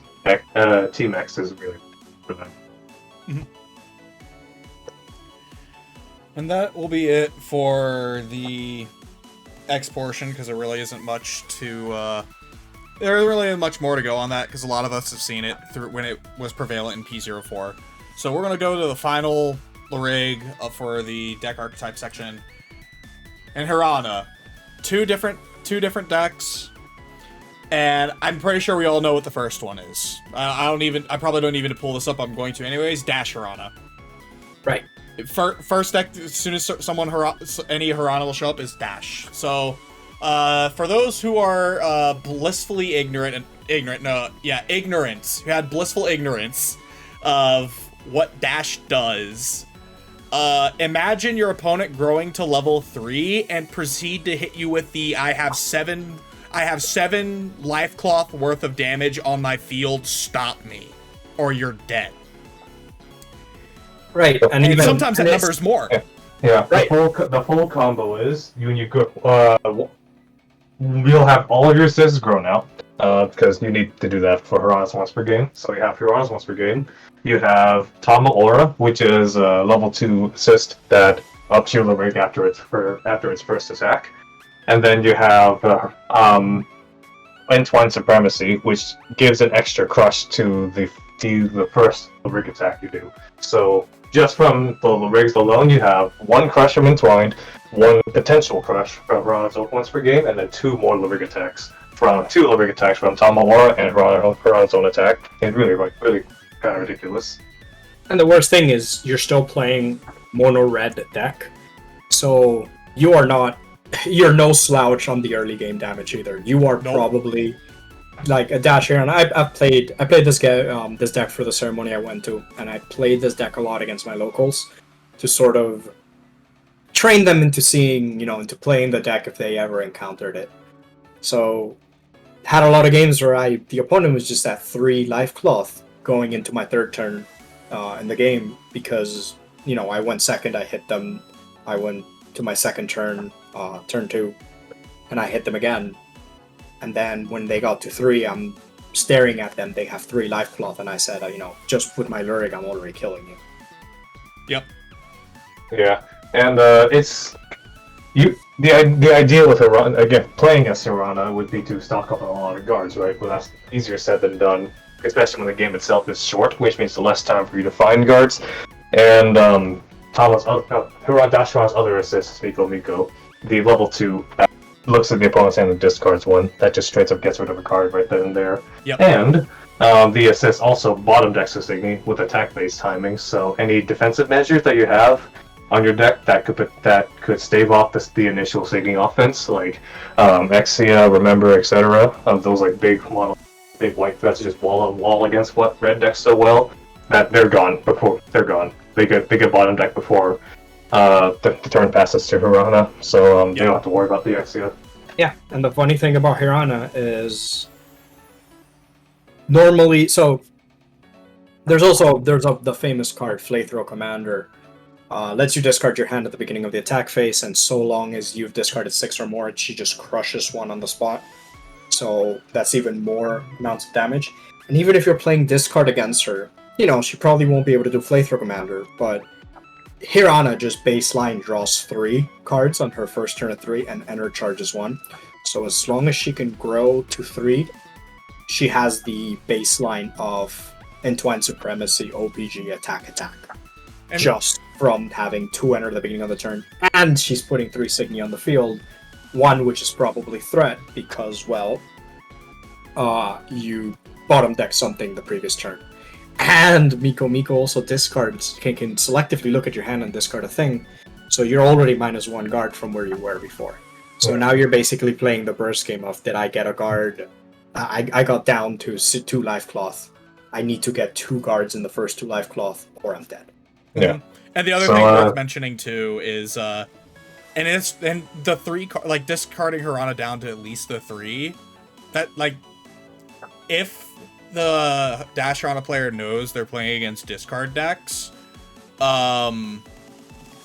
you can get to, I want to say, barring any bursts that could happen, you can go into your level 3 turn with that maximum 9 cards. Because you can, because Miko's level 1, the common one that's ran, to my knowledge, is a draw 3, ditch 2, unless you were forced a discard that turn, then it's a draw 5, ditch 2. Song of WiXoss is a draw 3, and then your 2 for draw, plus the 1 off of Hirana enter. Halberd, if you also have her in your hand, also draws you additional. Yeah, if you have that, the thing with Miko here is, this is what I really like about, one of the things I really like about how the deck was built, is if you are discarded to 0 cards in hand going into the fence, the Miko that discards a card needs to discard 3, and hey, her level 1 gives you 3 cards if you've been discarded. Yep. So even without touching Song of WiXoss or having any cards in hand, you are pretty much guaranteed, if going against discard, that you're going to have the cards that you need to have in hand to be able to discard the opponent, which means you now have Song of WiXoss available for the next turn. Yep. Which again can be huge. Yeah, it's a really, really scary deck. You put all that together, but let's think of it. Let's keep this in mind. None of the Hiranas actually topped in top 16. So what happened there? Yeah. So unfortunately, the deck has one major weakness, and that's if the opponent can live through the dash turn. Like, unironically, that is the deck's biggest weakness, is if the opponent can live through the dash turn. Because if they live through the dash turn, you are good as dead, because all your pieces are to fund the dash turn, all your assists are to basically fund the dash turn. You have no defenses outside of maybe what little life cloth you might have left, because you probably are going to be sitting on a lot of that enter anyways to be able to make sure you can pay for all your effects, and additionally any other effects, like Nobunaga is a popular one that goes in the deck because it's a vanish and a pay 2 get double crush. Flathrow even has an ability that's pay, I think, 6 enter when something Halberd. Halberd. Yeah, Halberd. Halberd pays 4. Halberd pays 4. Yeah, it pays a decent amount of enter to crush one if one of your Signy is targeted. It up Signy, to specify. It up Signy is targeted by an opponent's life burst. Assist Lurig or life burst. You may pay 3 red and a colorless to crush a life cloth as well. So you might be sitting on a lot of the enter anyway, so you might take most of the damage that comes your way to help fund some of those abilities. So yeah, so I think I don't know how many people will agree with me, but Dash Hirana is not necessarily an easy deck to play. If everything is going your way, you can autopilot it. You can absolutely autopilot the deck and it'll do well.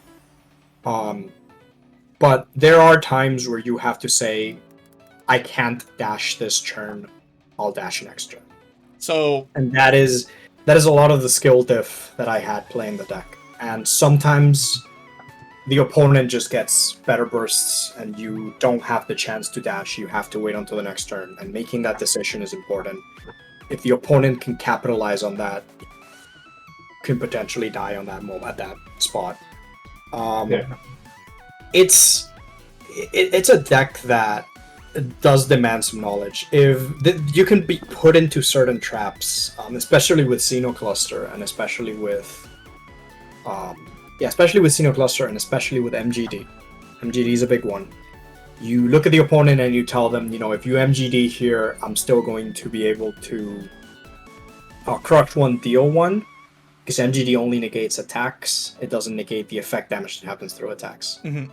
So if you look at the opponent and you discard them the card, you have to also make sure that they either don't have the enter to MGD or you put them in a gotcha where they either have the enter to MGD or they have the enter to defend against your Signy.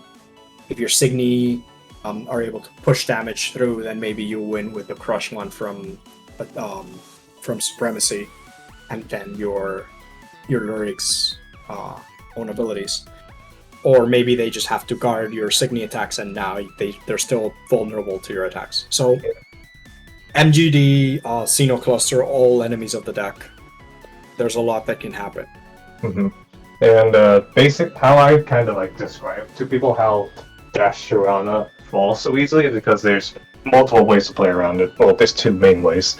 First way is the most obvious one, I guess, would be to wall up big Signy boards that the Dash Sharana can't open.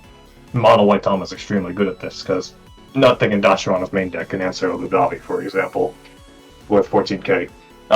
Even the deck even has trouble against like the vanilla 10k level 2 Signy as well. So without guarding things like their Tama level 1 assist, their level that is Loud Voice, or their precious copies of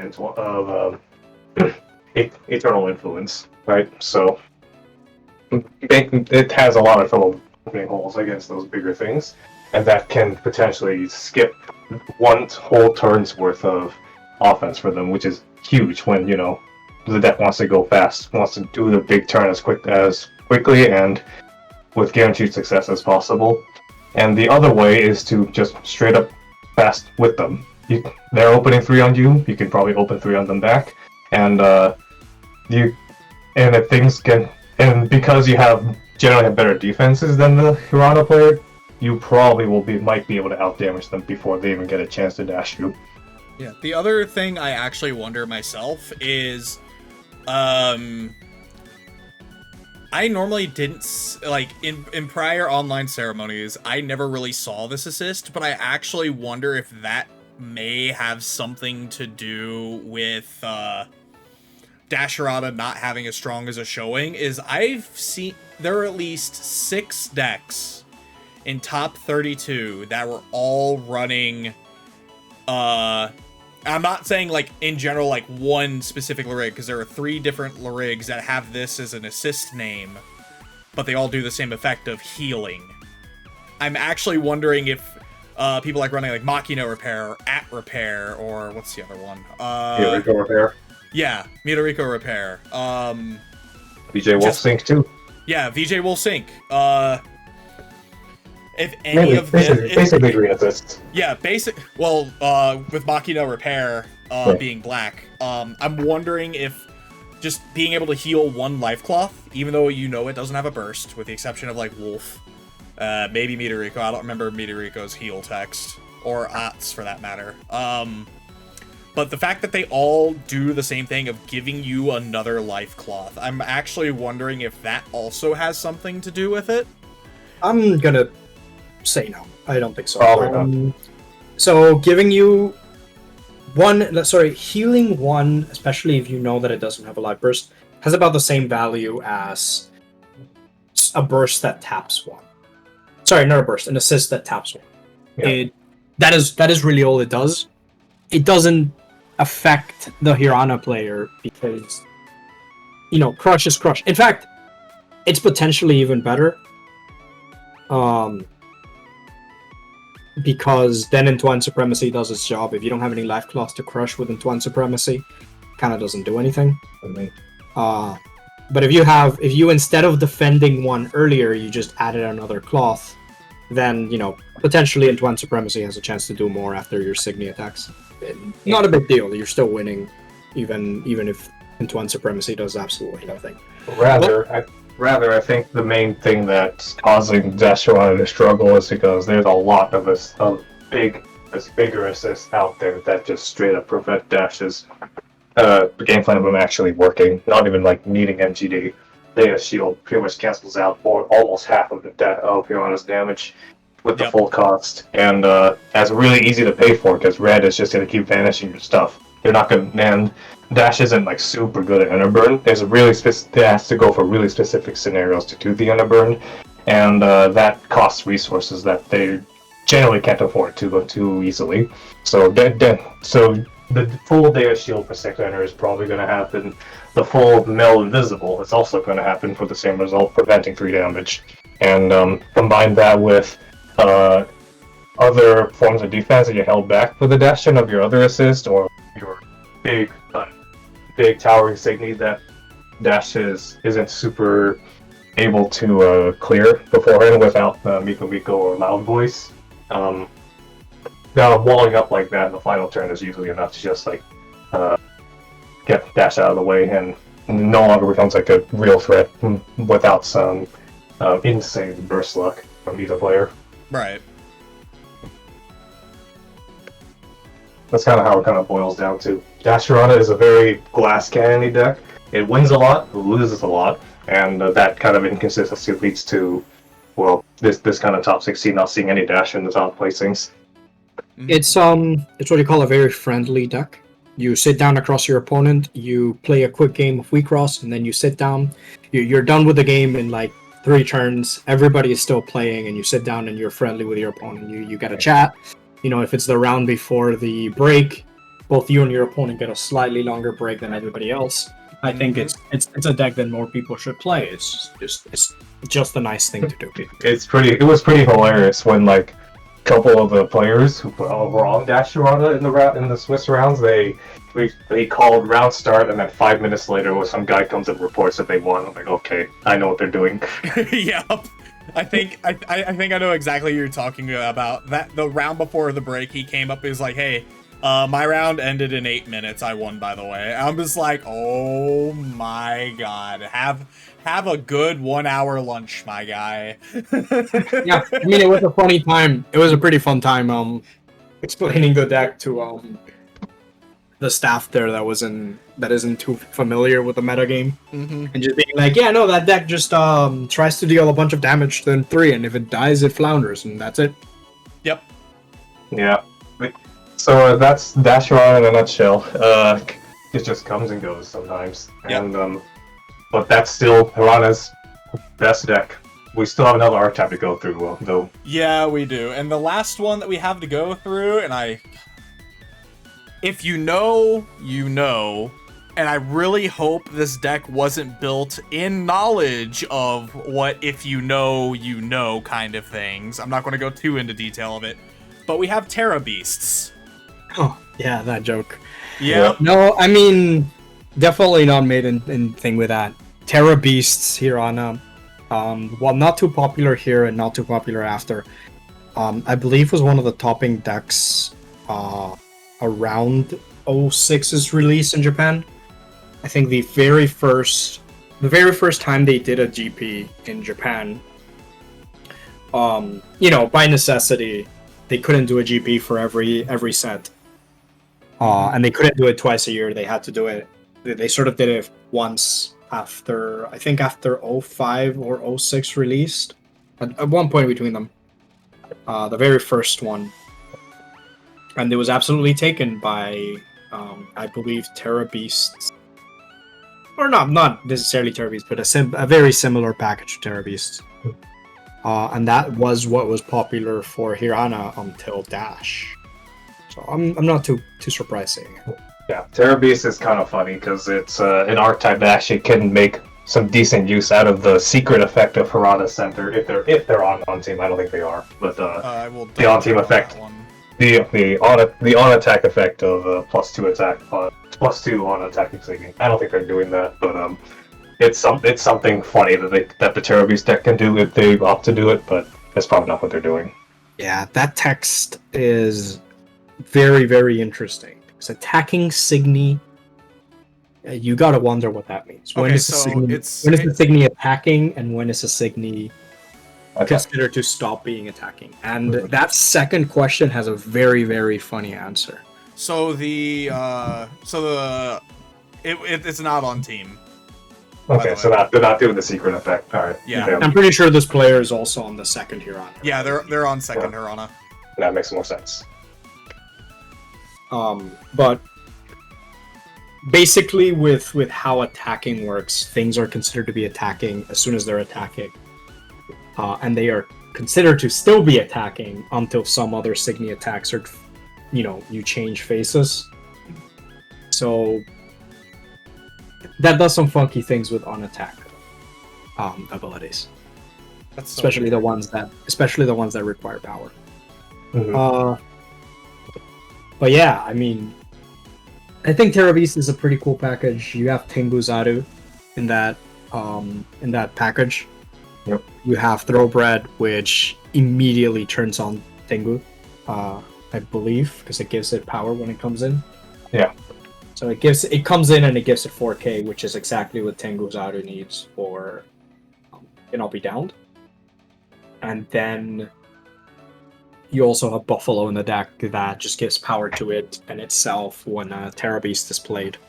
So if you have the dream team of, you play a Buffalo to the field, then you play a Buffalo to the field, you play a Thoroughbred to the field, summoning a Tenguzaru.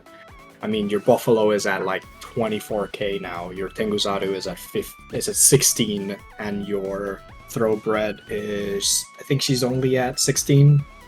And then Battle Phase comes up, your Buffalo is huge, your Thoroughbred is at 17 or something, and your Tenguzaru is at 18.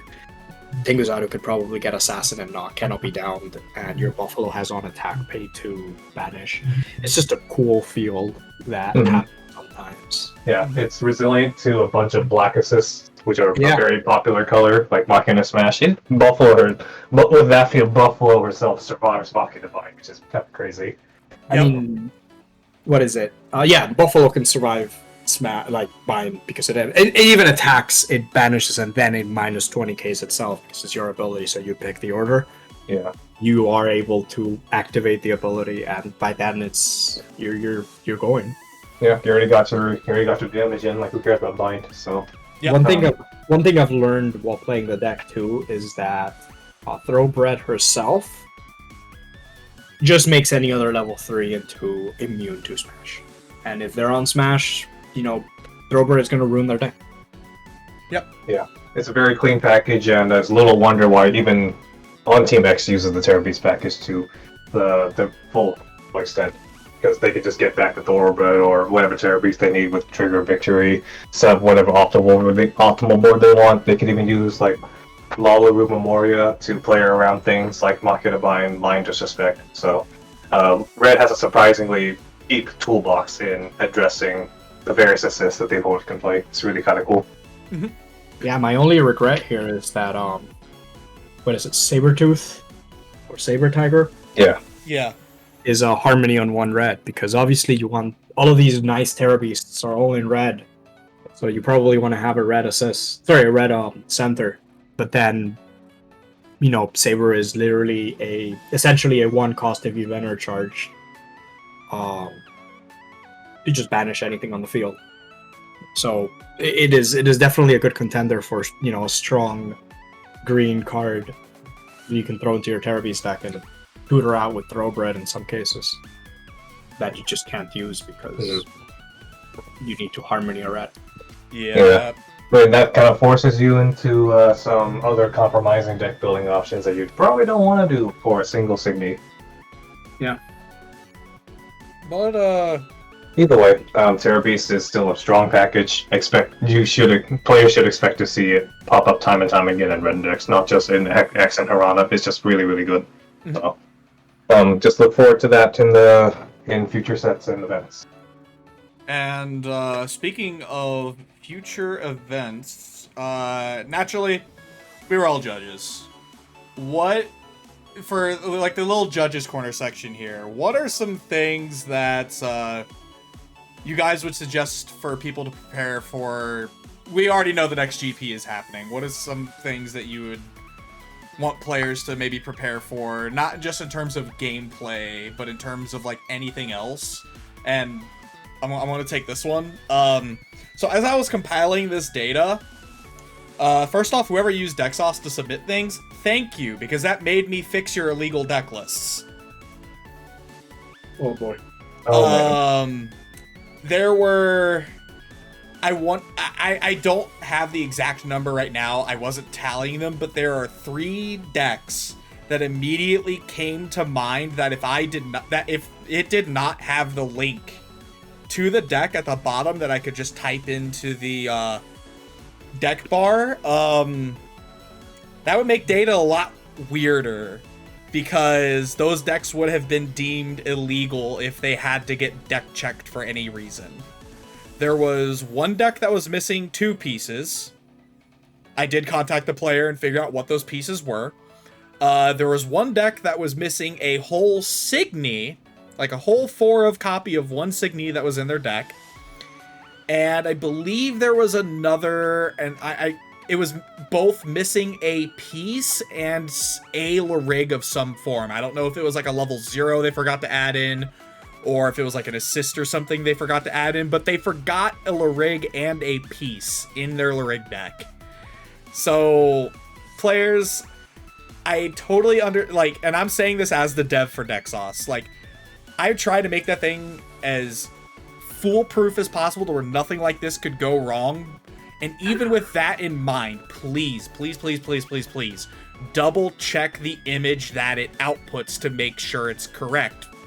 Because if you just assume it's correct, submit it, and then end up in a position where you would get deck checked, immediate fail. Just on the Larig deck ones, not so much. Depending on where it fails on, that would be probably up to head judge discretion. But for stuff that's missing cards in the main deck, there's really nothing you can do about it. Kind of thing. Yep. No, I mean, if you fail deck check, you fail deck check. There's no two ways around it. And that was what I was gonna go for. I think I've never gone. I don't think I've ever gone to a card game tournament, and I don't go to them. I keep it at 2 or 3 a year at most. But I don't think I've ever been in a tournament where somebody doesn't fail deck check it. We didn't fail any deck check with Vegas. There weren't any decks in the top that were missing parts. But don't fail deck check is one of the first things I tell people. Of like, you know, hey, it's my first time going to an event. What should I know? You know, check, double check, triple check your lists always, and then have somebody check your list again. Somebody else. Hey, man, can you check my list? Yeah. And furthermore on deck checks, keep in mind that this is what these events that you're attending, they're going to be 7 rounds long, maybe even longer. Whatever you use to sleeve your deck is going to get damaged over time through just regular play, constant play of multiple hours long. It's those sleeves are not, no matter what the quality of sleeves you're using, there's going to be some kind of wear on those sleeves that you're going to need to pay attention to, or else your deck is going to be marked. So in order to be safe about it, do bring an extra pack of fresh sleeves to quickly replace when you are asked to for a deck check, and if you feel like there's like some potential something that could go wrong with the sleeve you're currently using in the middle of the round, you can also just request time to like re-sleeve before like the start of the round as well, and us judges will accommodate you accordingly to make sure you don't lose too much time during the round doing it or things like that.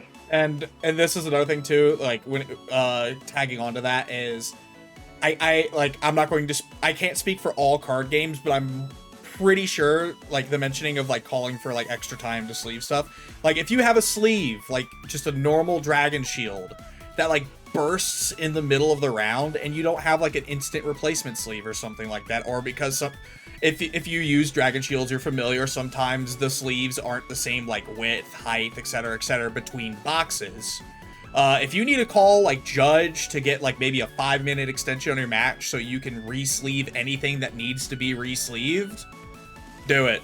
And it's a lot better than re-sleeving it and end up in a position where you can get called for marked cards.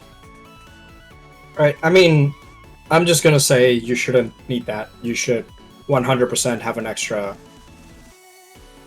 You don't have to have a whole pack of the same thing, but you should have the remainder. I mean, Dragon Shields come in packs of 60, I think. 100% is nice. 102 to be exact, but it's weird. So you know, Dragon Shields come in a pack of 100. I know that Katanas and those are the ones I personally use, you know, also come in a big pack. So on and so forth. They come in packs of 100 in general. If you're using those. If you're using, you know, like Japanese anime sleeves, like art sleeves, they come in packs of 60. You're on a 40 card deck, bring those and bring extra overs. There's no reason that you should get hit for that. You should get dinged for that. usually, heck, I have the policy of top 8 I resleeve anyway. But you should have an extra set, and you should have an extra copies of your sleeve. Particularly for overs, if you're playing art sleeves, always re-oversleeve at the beginning of an event. If you're using plain color sleeve, always completely re-sleeve your main sleeve before an event, and bring the extras. Hypothetically, you do it the day before the event. So if you do that, then you'll have the extras on hand. You know, if a sleeve breaks, you can just say, hey, I'll just switch it out with this one. Yep. And play like that until you find the break to be able to say, okay, I'm going to re-sleeve the entire deck. If you lost, right? Right. Yeah, so deck checks is overall very important, and we just kind of wanted to emphasize that part because the deck check part was the reason why the gap between Swiss and top 8 took quite a while during the event, because we were in the middle of deck checks. At the same time, we're in the middle of announcing the top of the rig price for all of the rigs. It was a pretty hectic time to get all that done at the same time. So, to make it easier on us judges and easier for you, just be prepared with replacement sleeves, and if you have the time, also pre-sorting your deck so that our deck checks can go faster. But aside from that, did any of you guys have like any like funny moments, like if it was just like a funny call or just like any kind of interesting like moment, especially considering the special guests that we had with us that I don't think we actually mentioned. We did have the I believe he was the English producer for the game. Yes, that was here as well. Yes, we did have the English producer of the game, and I think I think a fellow translator with them in case they needed something to get interpreted, right? So it was a very good opportunity for everyone to meet the guy who made English WiXoss possible. A lot of people came up to him, said their thanks for bringing the game overseas from Japan. Even though it's kind of like lagging behind in sets, like whatever, we still got the game right. We're still having a great time with it. And he was a really nice guy. He, even though his English is like his English is still developing, he was still able to communicate with the rest of us, even without his translator around. Got to learn a bit more. Got to like exchange all sorts of pleasantries with them. A bunch of people even got like their favorite card signed by him to commemorate the occasion. I even got my stuff signed as well. It was a really good feeling to be able to meet the guys behind this beautiful game of ours. Yep. The really cool thing with him, right, is I approached him, at the very beginning of the event, and I also approached him near the end. And you can tell that, he was very nervous. He wasn't sure what to expect. And, warmth of the community eventually caught up to him. And he kind of sort of realized,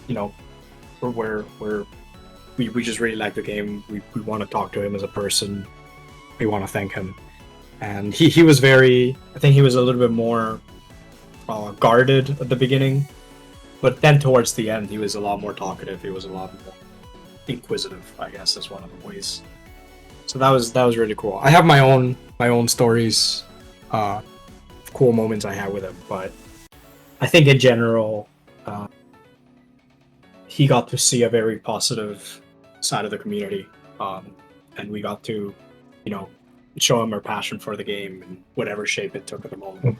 Yeah, this is also a good chance for a lot of players to bring like potential feedback to them too, like for what can the game do better for future events and content, and hopefully whatever those players spoke to him about, he understood, kept it in the back of his mind on his trip home, and like kind of thought about maybe we could implement some of these ideas later, right?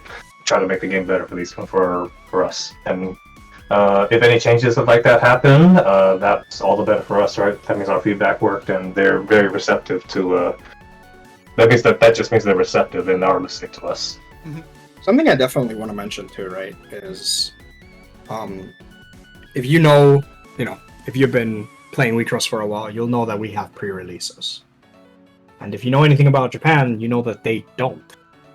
That is, the pre-releases are sure. The game does have some things to it that make pre-releases a little bit less doable compared to other card games. A lot of card games do pre-releases with bring your own deck. You just get to play the cards early. Others do draft or sealed with the pre-releases. You got the pre-release packs or whatever. WiXoss is a little weird with its deck building in that sense.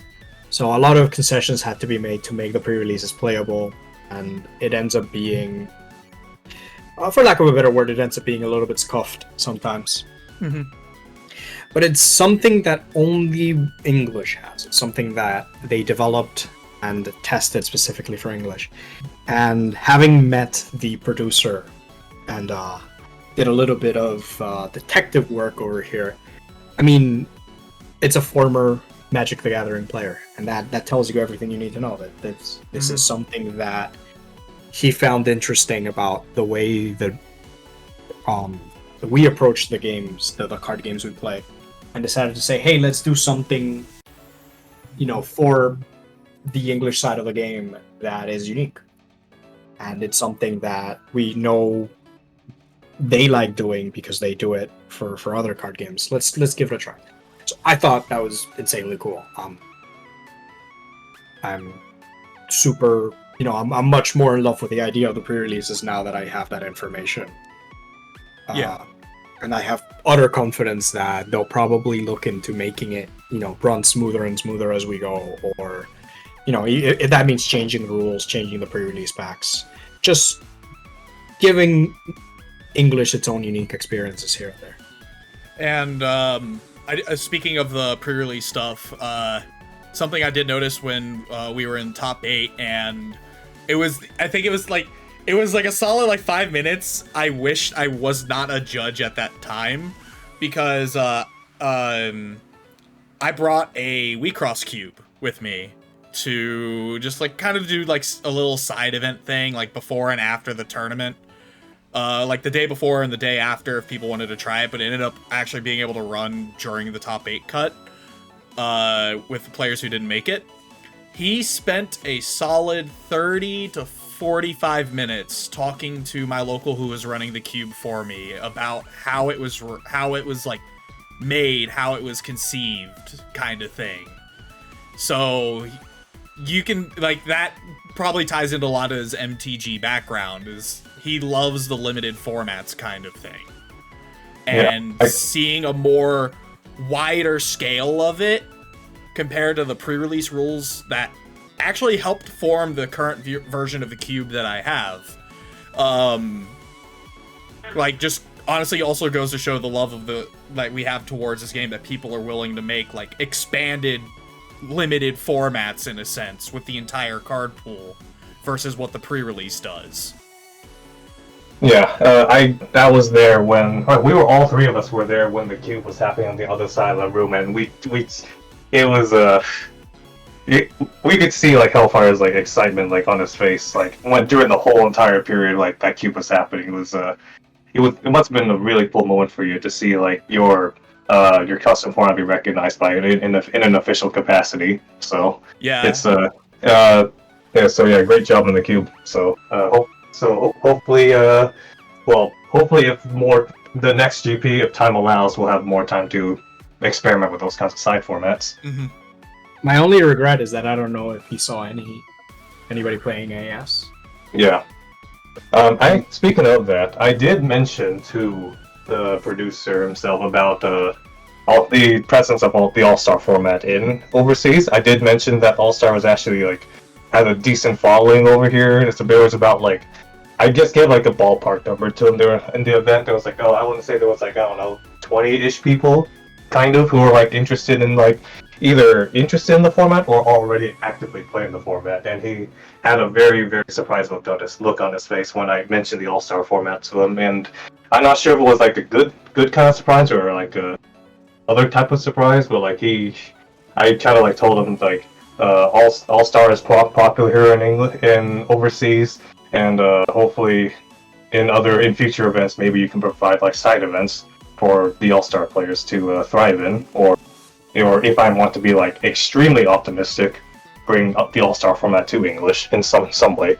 I don't know how they're going to do that, but like I said, Yeah, extremely optimistic. Mhm. Yeah, one of the moments that I definitely saw some amount of surprise in his face was I think, you know, number one Tama fan, Tamanon, when was the first one to get something signed by him.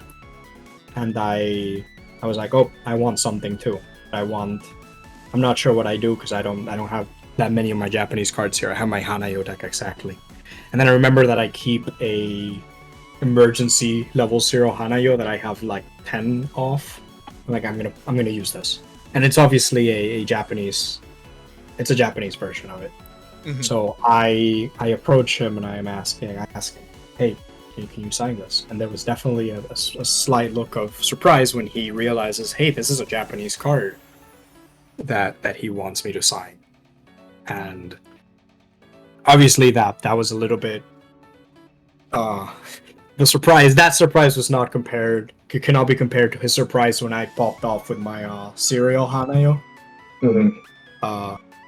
He was very, very surprised when I just said, hang on a second, let me look for a better 0 to post in this picture with.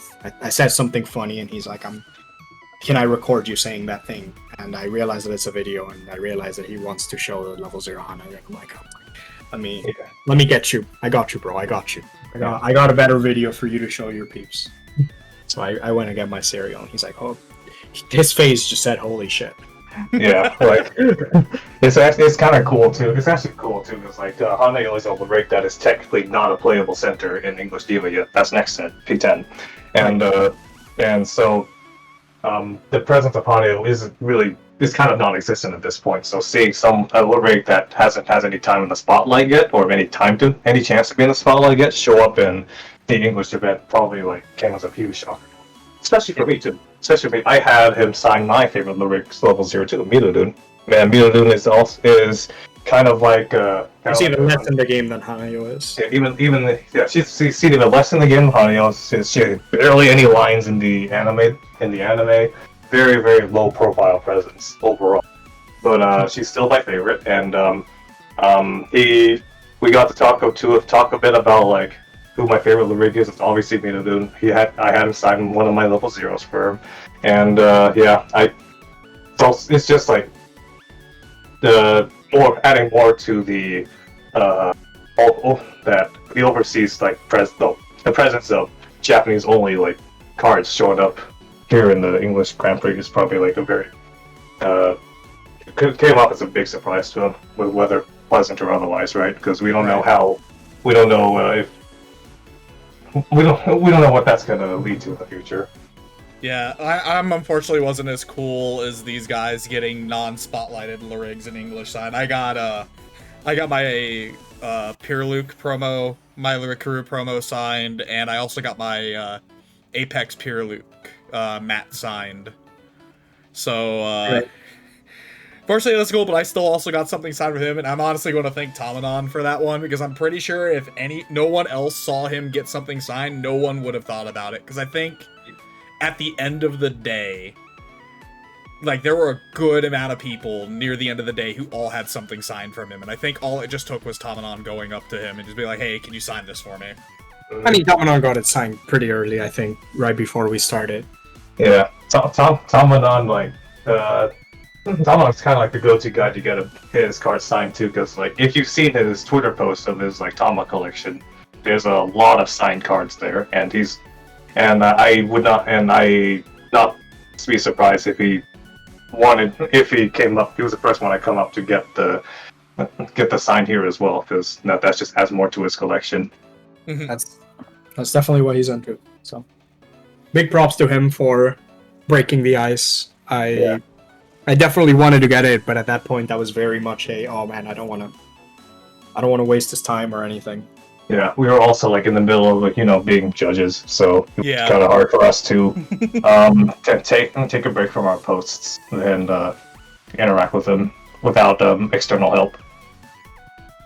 Right. But either way, it was still really, really great to meet him, and hopefully we'll see him again in the next GP. Yep. I would love to see him again at the next GP just to see like how much his game grows, or has grown between this GP and the next GP.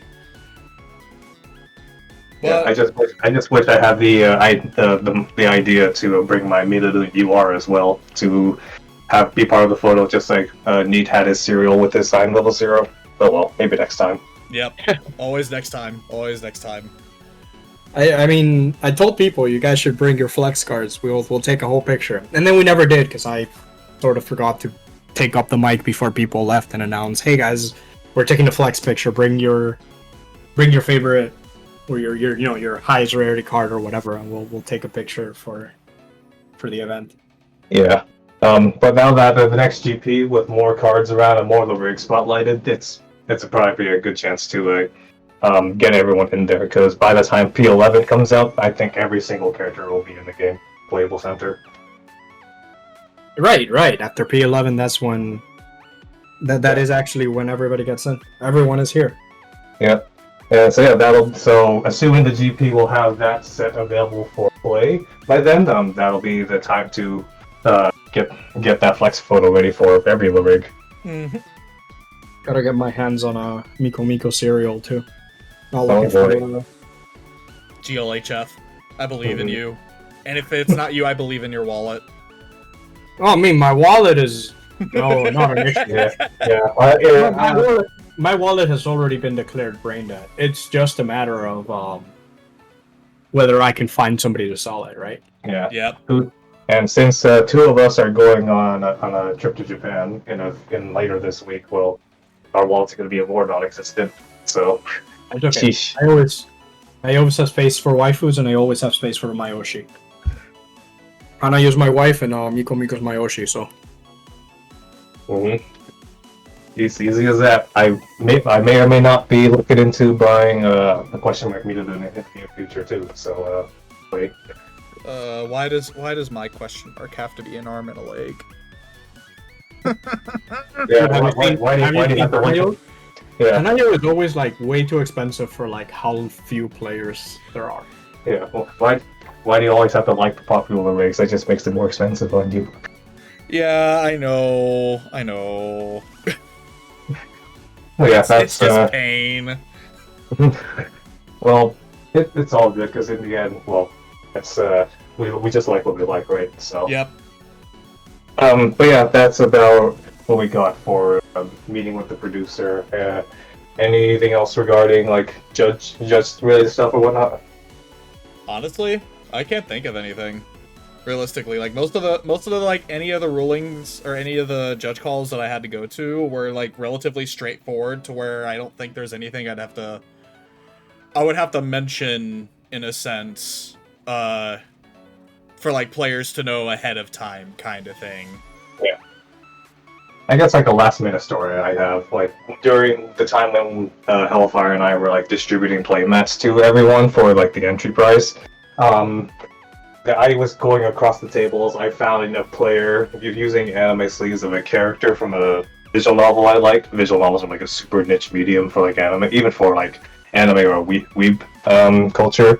And I just like when I came across that table with that visual novel character that I liked, I was like, "Whoa, good character!" I was like pointed up the sleeve and gave him the mat, and he just kind of laughed and smiled. And I was like, "Yeah, we both know."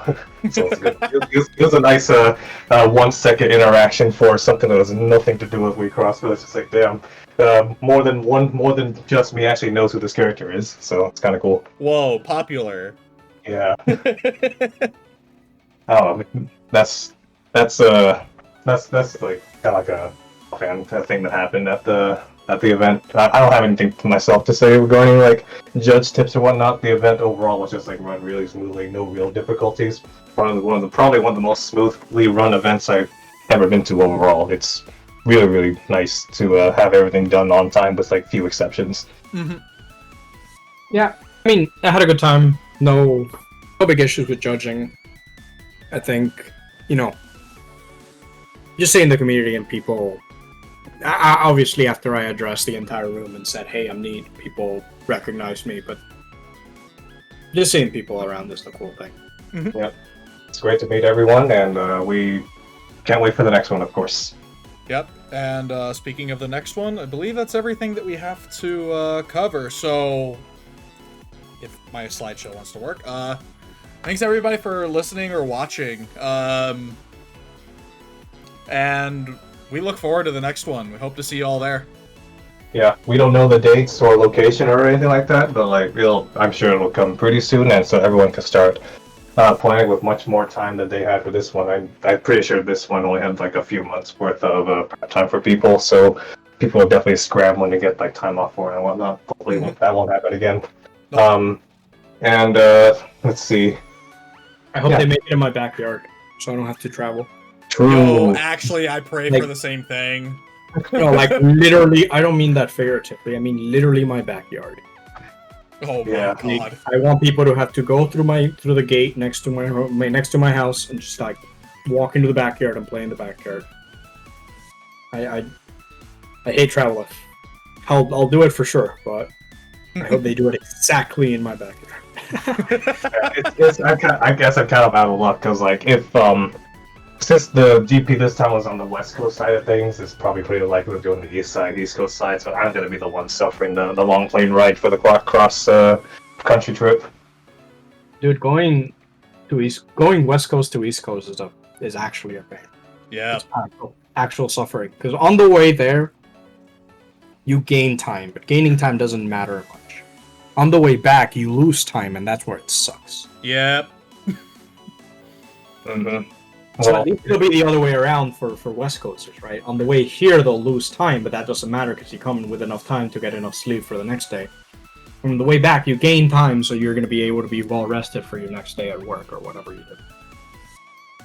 yeah, there's always like two sides to it, right? But like, either way, I'll be the one.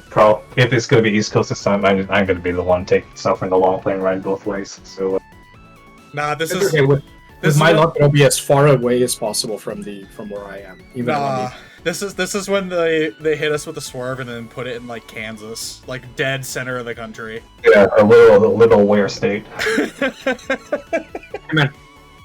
confirm Mexico City?